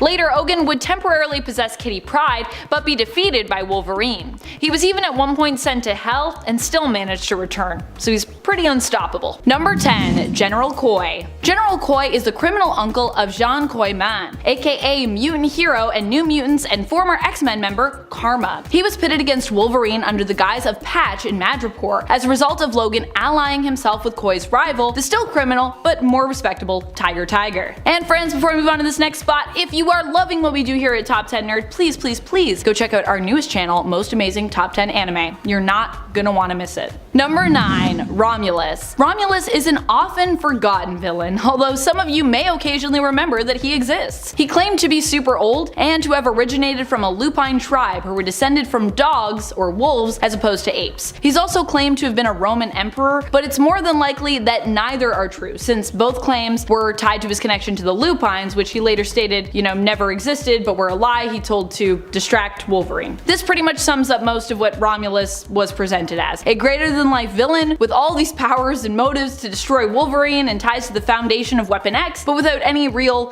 foundation from him to work from, as many of his loose ends ended up kind of like dropped and not really going anywhere. Number 8, Roughhouse. Roughhouse is definitely a lesser known villain, though maybe one of the more well known of the obscure villains on this list. I love his story with Wolverine. Although he starts out as a villain and a brute, he later kind of becomes Wolverine's ally after he was sold off by General Koi to be used for experimentation, which is pretty messed up. Even Wolverine felt bad for this guy, despite being his rival and him being an enemy to him on Madripoor. Wolverine decided to go after him and as such became embroiled in a major political conflict in Tierra Verde. Not to be confused with Terra Verde, a different republic that also exists in Marvel Comics. Yeah, I know. That's a lot. I just realized that myself and I was like, wait, these are 2 different places. Despite Roughhouse saving Wolverine though and becoming temporary allies, Roughhouse would go back to being a straight up villain of Logan later on. Number 7, Lady Deathstrike. Lady Deathstrike is Yuriko Oyama, the daughter of Kenji Oyama, the man who invented the adamantium bonding process. So you can imagine how personal this feud is. Despite the fact that Kenji mistreated his daughter, Yuriko after her father's death would feel differently about him and actually ended up deciding to follow in his footsteps and continue his research. She also aimed to track down the one he blamed for stealing his life's work, Wolverine. Of course, Logan hadn't actually stolen the work, but he was the subject it had been used on to bond his bones with adamantium. Initially, she pursued him because she wanted his skeleton so that she could actually study it in an effort to continue her father's work and relearn the process that he had lost when his research was stolen. Lady Deathstrike would go on to become a dangerous and powerful criminal, upgrading her body and turning herself into a cyborg. She is known for her retractable fingernails, which are razor sharp and laced with adamantium, making them super strong and able to cut through most metals and most materials in general. Number 6. Dirtnap. Dirtnap is a weird character, but one who kind of has a beautiful story. Dirtnap originally appeared as one of Genesis's Dark Riders, Tyler Dayspring's Genesis, just to be clear. Dirtnap was a mutant who had an ability where he could absorb beings into himself, thereby adopting their form. However, you would know it was Dirtnap because of a red smiley face that would often appear somewhere on him, usually on his clothes or, on his body while in that form. While fleeing from Wolverine, however, who he'd been going up against at the behest of Genesis to try and capture, he absorbed a rat and kind of became stuck or otherwise just preferred this form, keeping it. Dirtnap would later on actually end up joining the X-Men, befriending Generation X, and even sacrifice his own life to protect them. However, we are now in the time of mutant resurrection, and more recently in the 2022 series of Marauders in issue number 6, Dirtnap was actually spotted spying on Lockheed, who was in turn spying on villain Brimstone Love's Theater of Pain. When Dirtnap had turned good, his smiley face had actually changed to yellow, but when we recently spotted him, his smiley was back to red. So what does that mean? Seems like he's evil again. Number 5. The Red Right Hand. The Red Right Hand was an organization that was brought together by one thing each member shared in common: their hatred of Wolverine. This is because in some way, as each member saw it, Wolverine was to blame for some great misfortune that had befallen them. The Red Right Hand, however, acknowledged that Wolverine was unkillable, basically thanks to his healing factor, so they came up with a better plan in regards of how to best deal with him. Their plan was to send his soul to hell for all of eternity, trapping him there. The Red Right Hand allied themselves with Daken and Mystique to enact their plan. However, Mystique would later turn on them when she found out all the details that their plan entailed, and thought even for her it was pretty awful. In the end, although they didn't trap Wolverine's soul in hell for all of eternity, their plan did succeed. And even worse, they were left with their final say, as they took their own lives rather than surrender to Wolverine or allow him to get revenge by killing them. Number 4. The Mongrels. The Mongrels were a team assembled by the Red Right Hand to seemingly take out Wolverine. They were brought together by and trained by none other than Daken, the son of Wolverine, who now goes by the name given to him by his adoptive parents, Akihiro. Daken trained the Mongrels, but never really expected them to succeed in defeating Wolverine. This is because it was all part of the Red Right Hand's master plan that they lose, or win or lose against Wolverine, that the Red Right Hand would win as a result. Because the Mongrels were actually a team made up exclusively of Wolverine's kids. These were the kids that Wolverine didn't know about or that he forgot due to his memories in general being kinda like a mess. Kinda because of his healing factor and such. Only after Wolverine defeated them, killing them, did he learn the truth about each and every member of that team. Number 3. White Ghost. Roddy McLeish, which, what a name, appears much later in the 90s in the Wolverine run that started back in the late 80s. He appears for only a few issues, making his first appearance in Wolverine issue 119 of that second volume. Like some others on this list, he was known for being a big meanie, and that's really an understatement here. He was said to be the most remorseless killer in the world. Initially, he befriended Logan, with both of them finding common ground in the sense that they had both done, pretty awful things in their past. However, eventually Logan became kinda creeped out by McLeish, while he became more and more obsessed with Logan. Unfortunately, it was a little too late for Logan, as it turned out that the White Ghost, as McLeish was called, had only been getting close to Logan so that he could kill his then girlfriend's dad. Wolverine was not very happy when he found that out. Number 2. Hellbride. The Hellbride is a newer character, but that doesn't mean she isn't obscure.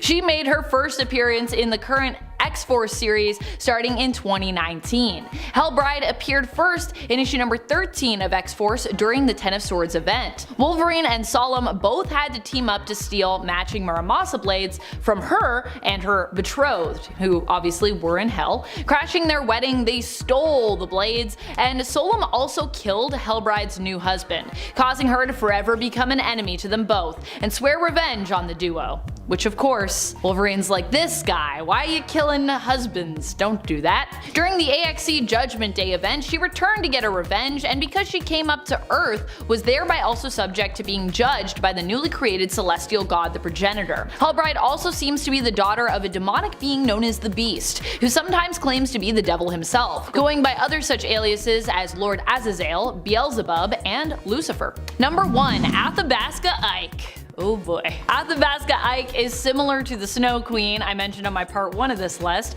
Well, not similar in the sense of like appearance or powers or anything like that, but similar in the sense that they both only appeared in one single issue. A one and done villain. And like the Snow Queen, it was Ike who really did himself in here. In Ike's case, he ended up being foolish enough to get close to the Hunter in the Darkness, who made pretty quick work of him. Athabasca Ike didn't have any powers, but was just a convicted murderer from Alberta, presumably from Athabasca, as his name would imply. He escaped custody, killed almost all of a family, keeping only the teenage daughter as a means of protection should the Royal Canadian Mounted Police catch up with them, kind of like, you know, a human shield if you will. While he was troublesome and mean, he was only human, and very quickly became dead by the end of that issue. And don't worry, that girl, she was fine. Wolverine made sure she was cool. Number 10. Nuclear Man. Regarded by many as one of the strangest and most half-baked Superman villains to date, Nuclear Man hasn't had too many appearances outside of his introduction in 1987 Superman 4: The Quest for Peace. He was created by Lex Luthor from a strand of hair containing Superman's DNA, which he threw into a genetic stew. Superman is actually the one responsible for this villain's birth though, as he wasn't fully born until Superman threw the nuclear missile containing the device that had the stew in it into the sun. Having been created using Kryptonian DNA, he possesses powers similar to Superman, such as invulnerability, energy projection, flight, and of course the standard super strength and speed. However, Nuclear Man needs to have constant exposure to sunlight in order to use them. If he's left out of the sun for too long, he becomes completely immobilized and must wait for some more sunlight in order to recharge. In the movie, Superman stopped Nuclear Man for good by causing a sudden solar eclipse when he moved the moon in front of the sun, then dropped him into the heart of a nuclear reactor where he could become an abundant source of energy for the remainder of his days. Now, like I said before, Nuclear Man hasn't made too many appearances outside of Superman 4, but if you want to see him in comic book form, check him out in his one-off appearance in 2018 Superman Volume 5, Number 2. Number 9. Microwave Man. Louis Paget from Earth 1, known as the costume baddie Microwave Man, has a pretty interesting story despite only appearing in 2 issues back in 1978. Paget spent 40 years traveling around the galaxy aboard an alien spacecraft before returning back to Earth in October of 1978. Now, not much is known about his life before his interstellar journey other than the fact that he was already known as the villain Microwave Man. Upon his return, Paget calls upon his alien friends one last time to grant him back his youth, even though doing this would shorten his remaining life to only a few more hours. This didn't seem to bother him, and once he was young again, Paget assumed the identity of Microwave Man once more and challenged Superman. Now, Paget's alien friends inform Superman that he only wants the glory of defeating him and will die very soon, so Superman, like the upstanding good guy that he is, allows Paget to defeat him in a test of strength, after which he dies satisfied, and the aliens come to claim his body to set adrift in space as he had once requested. Making his first appearance in 1978's Action Comics number 487, why not check his short run out for yourself. Number 8. The Puzzler. So little is known about either version of the Puzzler, so don't feel bad if you're not familiar with this character or just generally don't know who they are. The first to take up this name was Valerie Van Haften, a longtime admirer of Superman and someone who wanted nothing more than to get his attention, so she had the idea of becoming a heroine with the intent of one day joining his team. This proved to be a lot harder than she thought, and she quickly turned to crime instead and eventually joined the likes of the Secret Six to get a Get Out of Hell free card. Her powers are actually pretty cool, as she's made up of a bunch of indestructible puzzle pieces that she has full control over, allowing her to deconstruct at will and even fling the pieces at her opponents like a bullet. Now, the second puzzler is from the Prime Earth and is actually known as Puzzler Bot, a creation of that universe's puzzler that mimics the abilities of its creator through technological assimilation. That's about it when it comes to these characters, so if you know any more, please let me know in the comments below, but in the meantime, check them out for yourself in 2002's Superman Volume 2 number 187 and 2013's Justice League of America Volume 3 number 3. Number 7. Bloodsport. Now, unfortunately, a cool name doesn't always make for a cool villain. We've seen a few of Lex Luthor's henchmen take up the name Bloodsport, but let's focus on the first, Robert Dubois. Dubois suffered a mental breakdown after his brother had taken his place in the Vietnam War and became a quadruple amputee, resulting in Dubois spending 12 years bouncing between various psychiatric hospitals. Somehow an agent of Lex Luthor persuades Dubois that Superman is to blame for all his troubles, causing him to adopt the name Bloodsport and go on a needless rampage in downtown Metropolis. Equipped with basic hand-to-hand combat skills and some unnamed tech from Luthor that allowed him to summon any weapon he desired from a remote location, Dubois caused some serious damage before being subdued after his brother confronted him. He spent several years in Stryker Island's penitentiary before Alex Trent, the person who took up the name Bloodsport after him, was brought to his attention. Believing it was the healthiest way for the two to work out their problems, the Warden set up a boxing match between the two with Superman as the referee. However, things got out of hand pretty quickly and a riot broke out that allowed Dubois to escape. His freedom didn't last very long though, as he was quickly shot down by a prison guard. Check out his story for yourself, starting with 1987 Superman Volume 2, number 4. Number 6, Omega Red. I actually feel pretty bad putting Arcady lower on this list. I think he's a pretty powerful and badass villain all in all, but at the end of the day he can kind of be manipulated by others pretty easily, which is what makes him a little bit weaker to me in terms of where I wanted to rank him here. He only recently got his carbonadium synthesizer back after years of being separated from it. Generally, others wielding this important device have made him their puppet for as long as they possess it, hence why it's one of his weaknesses. The latest person to make Omega Red their loyal servant was Dracula, who was using Red to spy on Krakoa. Fortunately, Arcady managed to get the synthesizer back, which means we might actually get to see more of Omega Red's full potential in the future. Omega Red is pretty crazy powerful while in full control of himself. He can emit death spores, which are lethal and actually kill most people who come near them. He's also an energy vampire, draining others' life force in order to keep himself alive. This can also bolster Omega Red or be a weakness depending on the circumstance. And like many of Wolverine's most deadly villains, he's also a super skilled fighter with a healing factor. Pretty much everyone gets a healing factor. You kinda need it if you're going up against Wolverine and you want to stand a chance. Number 5, Daken. Akihiro is more of an ally of Wolverine's currently in the comics. On Krakoa, it seems everyone is given that second chance at family that they've always yearned for, Daken and Logan included. I really love the Wolverine fam actually, they're probably one of my favorite families over on Krakoa right now. But before Akihiro was on Wolverine's side and helping to defend and potentially protect him against other villains, like Omega Red actually, alongside the rest of the members of the family, he was actually attempting to kill his dad, if you can believe that, multiple times. Daken, being the almost naturally born son of Itsu and Logan, has powers very similar to his father. He possesses a healing factor and even bone claws, but come out of his wrists. He also ages a lot more slowly, but he also has the added ability of manipulating others' pheromones, allowing him to control or influence them. He's also really good at fighting. Really good. Number 4, Sabretooth. Victor Creed might not be an insanely powerful villain in comparison to some of the others on this list, but when it comes to tormenting Wolverine, he's probably one of the best that there is. Not only does Victor possess a similar power set, but he also is generally the one who comes out on top whenever he ends up in a brawl with Wolverine, which is pretty often, especially considering Sabretooth has a habit of visiting Wolverine on his birthday. In fact, in his newly announced series, I'm really hoping Victor still gets that chance to keep up appearances, because he's a great antagonist for Wolverine, and I kinda love that weird tradition of the smackdown on Wolverine's birthday. Not only is Sabretooth bested Wolverine physically, but he's also got a sharp wit, and even once devised a plot to hurt Wolverine by pitting him against his son, forcing Logan to drown his son in a puddle in the end to stop him, which ends up somehow being even more heartbreaking than you'd think. Especially considering that son was Daken, and as I said, Daken has been kind of out to kill his dad in the past, so you wouldn't think that would make you sad, but it did. It was pretty sad. Number 3, Charlie Chainsaws. He's a real guy. He's about as ridiculous as he sounds, but also about as terrifying as he sounds too. Charlie Chainsaws appears in Wolverine Weapon X, where he's one of Dr. Rotwell's patients in later experiments. Charlie Chainsaws was locked up in the Dunwich Sanatorium because he liked killing people with chainsaws. To make him even more deadly, Rotwell decided to therefore give him chainsaws for hands. This didn't make him a very quiet or tactile killer, but it did make him a very bloody one. Eventually, Wolverine would escape the sanatorium, but so would Dr. Rotwell and his beloved experiment, Charlie Chainsaws. Number 2, Spore. Spore was apparently a super ancient evil that was created by the Deviants way back as a weapon to be used against the Eternals. However, Spore didn't just do harm to Eternals, but kinda to all living things it came in contact with. As such, Spore was condemned by the Celestials and killed, or at least defeated, long ago. Or so they thought. While destroyed, Spore lived on in the soil where he was defeated. Eventually, through this soil, he was able to return through substances that were grown in it and used for experimentation mutation on people, like Roughhouse. In fact, Roughhouse ended up infected and had to be saved later on by Wolverine as a result. Wolverine and his mutant friend Bandera ended up fighting against Spore with some help from the people of Tierra Verde and Sister Salvation, who possibly herself was a mutant, although we're a little unclear on that. While defeated, a small piece of Spore would apparently survive, having resurfaced this summer somewhat randomly in an Iron Man comic.